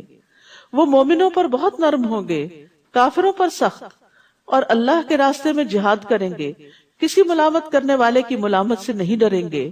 یہ اللہ کا فضل ہے، وہ جسے چاہتا ہے عطا کرتا ہے، اور اللہ وسعت والا خوب علم والا ہے۔ تو یاد رکھیے کہ جو لوگ اللہ کے دین کے ساتھ مخلص نہ ہوں، خالص نہ ہوں، تو وہ دین کو فائدہ دینے کے بجائے خواہ وہ کتنی کثرت میں ہو، تعداد میں ہو، بھیڑ ہو، لیکن وہ فائدہ دینے کی بجائے بعض اوقات الٹا نقصان دیتے ہیں. تو اللہ کو ایسے لوگ چاہیے کہ جو اللہ سے محبت کرتے ہیں، جو اہل ایمان کے خیر خواہ ہوں، جو دھوکہ باز نہ ہوں. تو اگر کوئی سمجھتا ہے کہ میری وجہ سے اگر میں نہیں اس ٹیم میں یا صف میں شامل ہوا تو یہ آگے نہیں بڑھ سکتے، تو اس کے خام خیالی ہے. بعض اوقات ایک ایسا شخص جو سنسیئر نہیں ہوتا وہ نکلتا ہے تو اللہ تعالیٰ اس کے بدلے میں اس سے بھی زیادہ بہتر انسان لے آتا ہے. یہ اللہ کا وعدہ ہے. شرط یہ ہے کہ آپ جو کام کر رہے ہیں وہ پوری سنسیئرٹی کے ساتھ کریں. اور اللہ کی محبت کی علامت کیا ہوتی ہے؟ رسول اللہ صلی اللہ علیہ وسلم نے فرمایا، بے شک اللہ اسے بھی مال دیتا ہے جس سے وہ محبت کرتا ہے، اور اسے بھی دیتا ہے جس سے محبت نہیں کرتا، لیکن ایمان صرف اس کو دیتا ہے جس سے وہ محبت کرتا ہے. پس جب اللہ کسی بندے سے محبت کرتا ہے اسے ایمان عطا کر دیتا ہے. تو اس لیے دنیا کا مال کرائیٹیریا نہیں ہے اللہ کی محبت کا، کہ کسی کو پہلے سے زیادہ مل گیا تو اللہ تعالیٰ اس سے بڑا راضی ہے. ہو سکتا راضی ہو سکتا نہ بھی ہو، لیکن جو نیکیوں میں آگے بڑھ گیا، جس کو نیکیوں میں آگے جانے کی توفیق مل گئی، وہ دراصل اللہ کا محبوب ہے. اللہ کی محبت کی علامت کیا ہے؟ کہ انسان کو خیر اور بھلائی کے کاموں کا شوق لگ جائے اور اس میں دوڑ پڑے. انما ولیکم اللہ ورسولہ والذین آمنوا الذین یقیمون الصلاۃ ویؤتون الزکاۃ وہم راکعون. تمہارے دوست تو صرف اللہ اور اس کا رسول اور وہ لوگ ہیں جو ایمان لائے، جو نماز قائم کرتے ہیں، جو زکوٰۃ ادا کرتے ہیں، اور وہ رکوع کرنے والے ہیں. ایمان والے کون ہوتے ہیں؟ جن کے اندر یہ تین صفات ہوتی ہیں. اور جو کوئی اللہ اور اس کے رسول اور ایمان والوں سے دوستی کرے گا تو بے شک اللہ کا گروہ ہی غالب آنے والا ہے. اے لوگو جو ایمان لائے ہو، تم ان لوگوں کو اولیاء نہ بناؤ جنہوں نے تمہارے دین کو مذاق اور کھیل بنا لیا. ایسے لوگوں سے بھی دلی دوستی مت کرو جو دین کا مذاق اڑاتے ہیں، خواہ وہ ان لوگوں میں سے ہو جنہیں تم سے پہلے کتاب دی گئی، اور کفار کو بھی. اور اللہ سے ڈرتے رہو اگر تم سچے مومن ہو. وَإِذَا نَادَيْتُمْ إِلَى الصَّلَاةِ اتَّخَذُوهَا هُزُوًا وَلَعِبًا ذَلِكَ بِأَنَّهُمْ قَوْمٌ لَا يَعْقِلُونَ. اور جب تم نماز کی طرف پکارتے ہو، یعنی آذان دیتے ہو، تو وہ اسے مذاق اور کھیل بنا لیتے ہیں. یہ اس وجہ سے ہے کہ وہ ایسے لوگ ہیں جو عقل نہیں رکھتے. تو اس سے کیا پتہ چلتا ہے؟ دین کے شاعر کا مذاق اڑانا ناسمجھی کی علامت ہے. آذان کو خاموشی سے سننا چاہیے. رسول اللہ صلی اللہ علیہ وسلم نے فرمایا، جب تم آذان سنو تو وہی کلمات کہو جو مؤذن کہتا ہے، یعنی اس کو جواب دو. اور پھر آذان کے بعد کی دعا پڑھنی چاہیے. سب کو آتی ہے یہ دعا؟ الحمدللہ. جن کو نہیں آتی وہ اپنے پاس لکھا ہوا کارڈ رکھیں اور اس سے پڑھتے رہیں، کیونکہ یہ وقت بڑا قیمتی وقت ہوتا ہے جس کو بہت سارے لوگ ناسمجھی میں گنوا دیتے ہیں. عبداللہ ابن عمرو ابن العاص کہتے ہیں کہ انہوں نے نبی صلی اللہ علیہ وسلم کو بیان کرتے ہوئے سنا، جب تم مؤذن کو سنو تو اسی طرح کہو جیسے وہ کہتا ہے، پھر مجھ پہ درود پڑھو. تحقیق جس نے مجھ پر ایک بار درود پڑھا اس پر 10 رحمتیں نازل کرتا ہے، اللہ اس پر 10 رحمتیں نازل کرتا ہے. پھر میرے لیے اللہ عز و جل سے وسیلہ طلب کرو. وآت محمد الوسیلۃ والفضیلہ. بلا شبہ یہ وسیلہ جنت میں ایک منزل کا نام ہے جو اللہ کے کسی بندے کو ملے گی، اور مجھے امید ہے کہ وہ میں ہی ہوں گا. سو جس نے میرے لیے اللہ سے وسیلہ طلب کیا اس کے لیے شفاعت حلال ہو گئی، یعنی اسے نبی صلی اللہ علیہ وسلم کی سفارش نصیب ہوگی. ایک اور روایت کے مطابق اس وقت کی ہوئی دعا رد نہیں کی جاتی، یعنی آذان کا جواب دے کے، درود شریف پڑھ کے، دعا پڑھ کے جب ہم اپنی کوئی ذاتی دعا کرتے ہیں تو وہ دعا قبول ہوتی ہے. یہ قبولیت کی گھڑیاں ہوتی ہیں. اور ویسے بھی آذان اور تکبیر یعنی اقامت کے بیچ کا جو وقت ہوتا ہے بڑا قیمتی ہوتا ہے، اس میں دعائیں کرنی چاہیے. اور نماز تو ساری کی ساری دعا ہے. اللہ اکبر کہہ کے آپ دعا شروع کرتے ہیں، سورۃ فاتحہ دعا ہے، پھر رکوع میں جا کے دعائیں پڑھتے ہیں، کھڑے ہو کے پھر سجدے میں، پھر اتحیات، آخر تک ساری دعا ہے. تو نماز دراصل پریئر ہی پریئر ہے. تو اس لیے اگر اس وقت سنتیں بھی آپ پڑھتے ہیں تو گویا دعائیں مانگ رہے ہوتے ہیں. تو دعا کی قبولیت کا وقت نہ گوائیں ادھر ادھر کے کاموں میں. اور ویسے بھی جو انسان کے مسئلے مسائل ہوں وہ اللہ تعالیٰ سے اپنی زبان میں بات کر کے دعا کی جائے. کہہ دیجئے اے اہل کتاب، کیا تم اس وجہ سے ہم پر ناراض ہوتے ہو کہ ہم ایمان لائے اللہ پر اور جو ہماری طرف نازل کیا گیا اور جو اس سے پہلے نازل کیا گیا، اور یقیناً تمہارے اکثر لوگ فاسق ہیں. یعنی اہل کتاب کو مسلمانوں سے ناراضگی کیا ہے؟ کہ یہ قرآن میں آنے والی تعلیمات کو کیوں فالو کرتے ہیں۔ کہہ دیجئے کیا میں تمہیں اللہ کے نزدیک سزا کے اعتبار سے اس سے بدتر انسان کے بارے میں نہ بتاؤں جس پر اللہ نے لعنت کی اور اس پر غضبناک ہوا اور ان میں سے بندر اور خنزیر بنا دیے اور جس نے طاغوت کی بندگی کی ہو، اور یہی لوگ درجے میں بدترین اور سیدھے راستے سے زیادہ بھٹکے ہوئے ہیں۔ یعنی دنیا میں بھی اللہ تعالیٰ نے نمونے دکھائے سزا کے، جب لوگوں نے اللہ کے حکم کی سری نافرمانی کی، جیسے سبت کے دن زیادتی کی تو اللہ نے ان کو بندر بنا دیا، اور اسی طرح دیگر مواقع پر بھی۔ اور جب وہ تمہارے پاس آتے ہیں کہتے ہیں ہم ایمان لائے، حالانکہ حقیقت یہ ہے کہ وہ کفر کے ساتھ داخل ہوئے اور اس کفر کے ساتھ ہی نکل گئے، یہ صرف دھوکہ تھا ایک، اور اللہ اسے زیادہ جانتا ہے جسے وہ چھپاتے ہیں، جو کفر اپنے دل میں چھپائے ہوئے ہیں۔ آپ ان کی اکثریت کو دیکھیں گے کہ وہ گناہ اور زیادتی کے کاموں میں اور اپنے حرام کھانے میں خوب دوڑ دھوپ کرتے ہیں۔ یقیناً کتنا برا ہے جو عمل وہ کرتے ہیں۔ ربانی اور علماء انہیں ان کے گناہ کی باتیں کرنے اور حرام کھانے سے کیوں نہیں روکتے؟ یقیناً کتنا برا ہے جو وہ کیا کرتے ہیں۔ تو یاد رکھیے، برائی سے منع نہ کرنے والا ویسا ہی ہو جاتا ہے جیسے برائی کرنے والا۔ نیکی کی طرف بلانے والا آنے والے کے ثواب کو بھی لے لیتا ہے، اس کو بھی ملتا ہے اور اس کو بھی ملتا ہے، اور اسی طرح جو برائی سے روکتا نہیں تو وہ بھی اس گناہ میں شریک ہو جاتا ہے۔ وقالت اليہود ید اللہ مغلولہ غلت ایدیہم ولعنوا بما قالوا بل یداہ مبسوطتان، اور یہود کہتے ہیں کہ اللہ کا ہاتھ بندھا ہوا ہے، نعوذ باللہ، کہ اللہ بخیل ہے، باندھ دیے گئے ہاتھ ان کے، اور وہ لعنت کیے گئے اس قول کی وجہ سے۔ یعنی اللہ کے بارے میں بری بات کرنا کوئی مذاق؟ جو ایسا کرے گا اس پر کیا ہے؟ لعنت ہے، وہ اللہ کی رحمت سے دور ہے کیونکہ اس نے اللہ کو ناراض کر دیا۔ بلکہ اس کے دونوں ہاتھ کھلے ہوئے ہیں، وہ جس طرح چاہتا ہے خرچ کرتا ہے، یعنی جتنا چاہتا ہے خرچ کرتا ہے، جتنا چاہتا ہے جس کو عطا کرتا ہے۔ اور یقیناً جو کچھ آپ پر آپ کے رب کی طرف سے نازل کیا گیا ہے وہ ان کی اکثریت کو سرکشی اور کفر میں ضرور بڑھا دے گا، اور ہم نے ان کے درمیان قیامت کے دن تک کے لیے عداوت اور بغض ڈال دیا۔ جب کبھی انہوں نے تمہارے خلاف جنگ کے لیے آگ بھڑکائی اللہ نے اسے بجھا دیا، اور وہ زمین میں فساد کی کوشش کرتے ہیں، اور اللہ فساد کرنے والوں کو پسند نہیں کرتا۔ حدیث میں آتا ہے کہ اللہ سے بڑھ کر کوئی صبر کرنے والا نہیں جو تکلیف دہ بات سن کر صبر کرے۔ ہم نے کسی کو کچھ دیا نہیں ہوتا، صرف سلام دعا ہی ہوتی ہے، اگر وہ ہمیں گھور کے بھی دیکھے یا کوئی ایسا جیسے میں تو ہم اس سے لڑ پڑتے ہیں، ہم سے صبر نہیں ہوتا۔ اللہ رب العزت جس نے تمام انسانوں کو وہ سب کچھ دیا جو ان کے پاس ہے، وما بکم من نعمت فمن اللہ، اس کے باوجود وہ اللہ کے بارے میں نعوذ باللہ غلط باتیں کرتے ہیں، تو اللہ سبحانہ وتعالی پھر بھی صبر کرتے ہیں، ان کو فوری سزا نہیں دیتے کہ ادھر کسی نے مذاق اڑایا دین کا یا اللہ سبحانہ وتعالی کا یا کسی رسول کا تو اللہ تعالیٰ اس کی زبان میں ہی پکڑ لے، نہیں، ایسا نہیں ہوتا۔ تکلیف دہ رسول اللہ صلی اللہ علیہ وسلم نے فرمایا تکلیف دہ بات سن کر اللہ سے زیادہ صبر کرنے والا کوئی نہیں۔ لوگ اس کا بیٹا ہونے کا دعویٰ کرتے ہیں اور اس کا ہمسر بنا دیتے ہیں، پھر بھی وہ انہیں عافیت دیتا ہے، ان کی حفاظت کرتا ہے، ان کو رزق دیتا ہے اور انہیں کئی نعمتیں عطا کرتا ہے۔ اللہ اکبر، یہ ہے اللہ کا حوصلہ۔ اور اگر نافرمانیوں کی بجائے یہ لوگ اطاعت کرتے، وَلَوْ أَنَّ أَهْلَ الْكِتَابِ آمَنُوا وَاتَّقَوْا لَكَفَّرْنَا عَنْهُمْ سَيِّئَاتِهِمْ وَلَأَدْخَلْنَاهُمْ جَنَّاتِ النَّعِيمِ، اور اگر بے شک اہل کتاب ایمان لاتے اور تقوی اختیار کرتے تو ہم ضرور ان سے ان کی برائیاں دور کر دیتے اور ہم ضرور انہیں نعمتوں والے باغات میں داخل کرتے، دنیا میں بھی نعمتیں عطا کرتے۔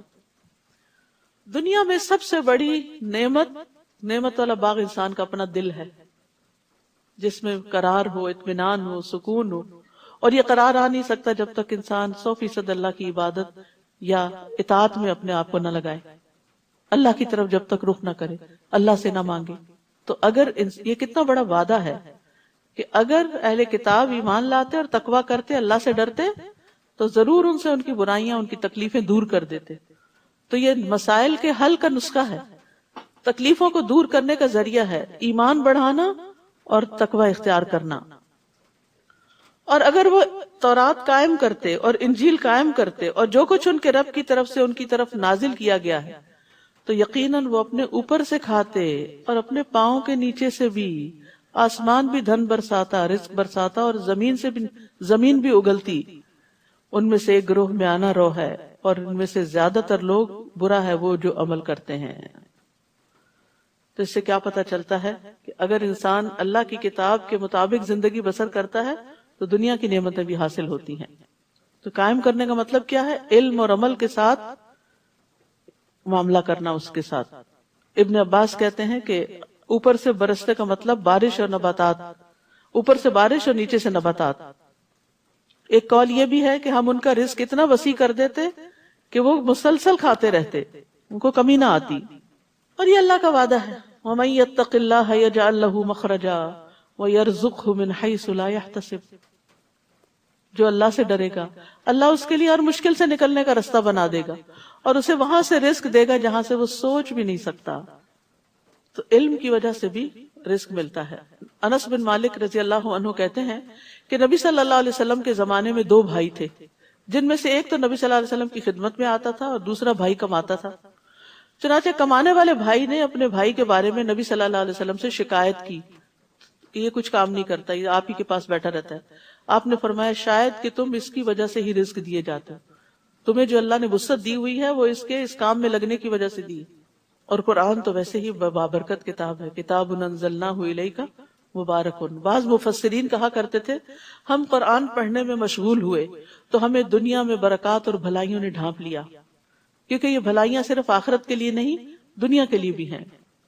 پھر فرمایا یا ایھا الرسول بلغ ما انزل الیک من ربک، اے رسول پہنچا دیجئے جو آپ کی طرف آپ کے رب کی طرف سے نازل کیا گیا ہے، اور اگر آپ نے ایسا نہ کیا تو آپ نے اس کا پیغام نہیں پہنچایا اور اللہ آپ کو لوگوں سے بچائے گا، بے شک اللہ کافر قوم کو ہدایت نہیں دیا کرتا۔ یاد رکھیے جو کچھ رسول کی طرف آیا ہے ما انزل الیک من ربک، وہ وحی کی روشنی میں آیا، وہ وحی ہے۔ وہ اپنی طرف سے باتیں نہیں کرتے تھے اور اپنے دل کی خواہشات پر مبنی تعلیمات نہیں دیتے تھے۔ تو اسی لیے حدیث پر ایمان لانا جو صحیح احادیث ہیں وہ بھی ضروری ہے۔ حسان بن عطیہ کہتے ہیں کہ جبریل علیہ السلام نبی صلی اللہ علیہ وسلم کے پاس سنت لے کر اترتے تھے، یعنی قرآن کے علاوہ سنت بھی اترتی تھی۔ جس طرح آپ کو قرآن سکھاتے اسی طرح سنت کی تعلیم بھی دیتے۔ رسول اللہ صلی اللہ علیہ وسلم نے فرمایا جان لو ان قریب ایک وقت آنے والا ہے کہ کسی شخص کو میری کوئی حدیث پہنچے گی اور وہ تکیہ لگائے ہوئے اپنی مسند میں بیٹھا ہوگا، ریلیکس ہو کے کاؤچ میں بیٹھا ہوگا اور کہے گا ہمارے اور تمہارے درمیان اللہ کی کتاب ہی کافی ہے، بس جو کچھ اس میں حلال پائیں گے اسے حلال سمجھیں گے اور جو اس میں حرام پائیں گے اسے حرام سمجھیں گے، یعنی صرف قرآن کافی ہے۔ جبکہ حقیقت یہ ہے کہ جسے اللہ کے رسول نے حرام کیا وہ بھی اسی طرح حرام ہے جسے اللہ نے حرام کیا۔ تو اس لیے ایسا نہ ہو کہ انسان حرام میں پڑ جائے لا علمی کی وجہ سے، یہ کسی بائسنس کی وجہ سے۔ کہہ دیجئے اے اہل کتاب تم کسی چیز پر نہیں ہو جب تک کہ تم تورات اور انجیل کے احکام کو قائم نہ کرو، اور اسے بھی جو کچھ تمہاری طرف تمہارے رب کی طرف سے نازل کیا گیا ہے، اور یقیناً جو کچھ آپ پر آپ کے رب کی طرف سے نازل کیا گیا وہ ان میں سے اکثر لوگوں کو سرکشی اور کفر میں ضرور بڑھا دے گا، بس آپ کافر قوم پر افسوس مت کیجیے۔ بے شک وہ لوگ جو ایمان لائے اور وہ لوگ جو یہودی بن گئے اور جو صابی ہیں اور جو نصارہ ہیں، جو کوئی بھی اللہ اور یوم آخرت پر ایمان لایا اور اس نے نیک عمل کیے تو ان پر کوئی خوف نہ ہوگا اور نہ ہی وہ غمگین ہوں گے۔ سبحان اللہ، ایمان اور عمل صالح کا نتیجہ کیا ہے؟ خوف اور رنج سے نجات۔ غم اور خوف دو چیزیں انسان کو گھن کی طرح چاٹ جاتی ہیں، تو ان دو چیزوں سے نجات حاصل ہو جاتی ہے اگر انسان کیا کرے؟ ایمان لائے اور عمل صالح کرے۔ پھر فرمایا یقیناً ہم نے بنو اسرائیل سے پختہ عہد لیا اور ہم نے ان کی طرف کئی رسول بھیجے۔ جب کبھی ان کے پاس کوئی رسول ایسی چیز لے کر آیا جسے ان کے نفس پسند نہیں کرتے تھے تو ایک گروہ کو انہوں نے جھٹلا دیا اور ایک گروہ کو وہ قتل کرتے رہے۔ استغفر اللہ، یعنی اللہ کی طرف سے آنے والے رسولوں کے ساتھ بھی اتنی بڑی بڑی زیادتیاں کی۔ اور انہوں نے سمجھا کہ کوئی فتنہ واقع نہ ہوگا، یعنی کچھ نہیں ہوتا. بہت دفعہ انسان بڑے سے بڑا گناہ کر کے کہتا ہے کچھ نہیں ہوتا، سب چلتا ہے. تو وہ اندھے اور بہرے ہو گئے. پھر اللہ ان پر مہربان ہوا، پھر دوبارہ ان میں سے اکثر حق سے اندھے اور بہرے ہو گئے. اللہ اس کو خوب دیکھنے والا ہے جو وہ عمل کرتے ہیں. یعنی معافی مانگ لی، تھوڑا سا سیدھے راستے پہ، پھر دوبارہ اسی ڈگر پہ چل پڑے. لقد كفر الذين قالوا ان الله هو المسيح ابن مريم وقال المسيح يا بني اسرائيل اعبدوا الله ربي وربكم.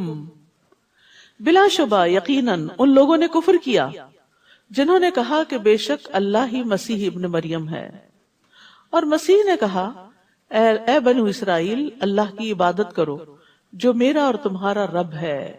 یعنی انہوں نے اپنے آپ کو الہ نہیں کہا بلکہ خود عبادت کی اور لوگوں کو بھی اللہ کی عبادت کی طرف بلایا.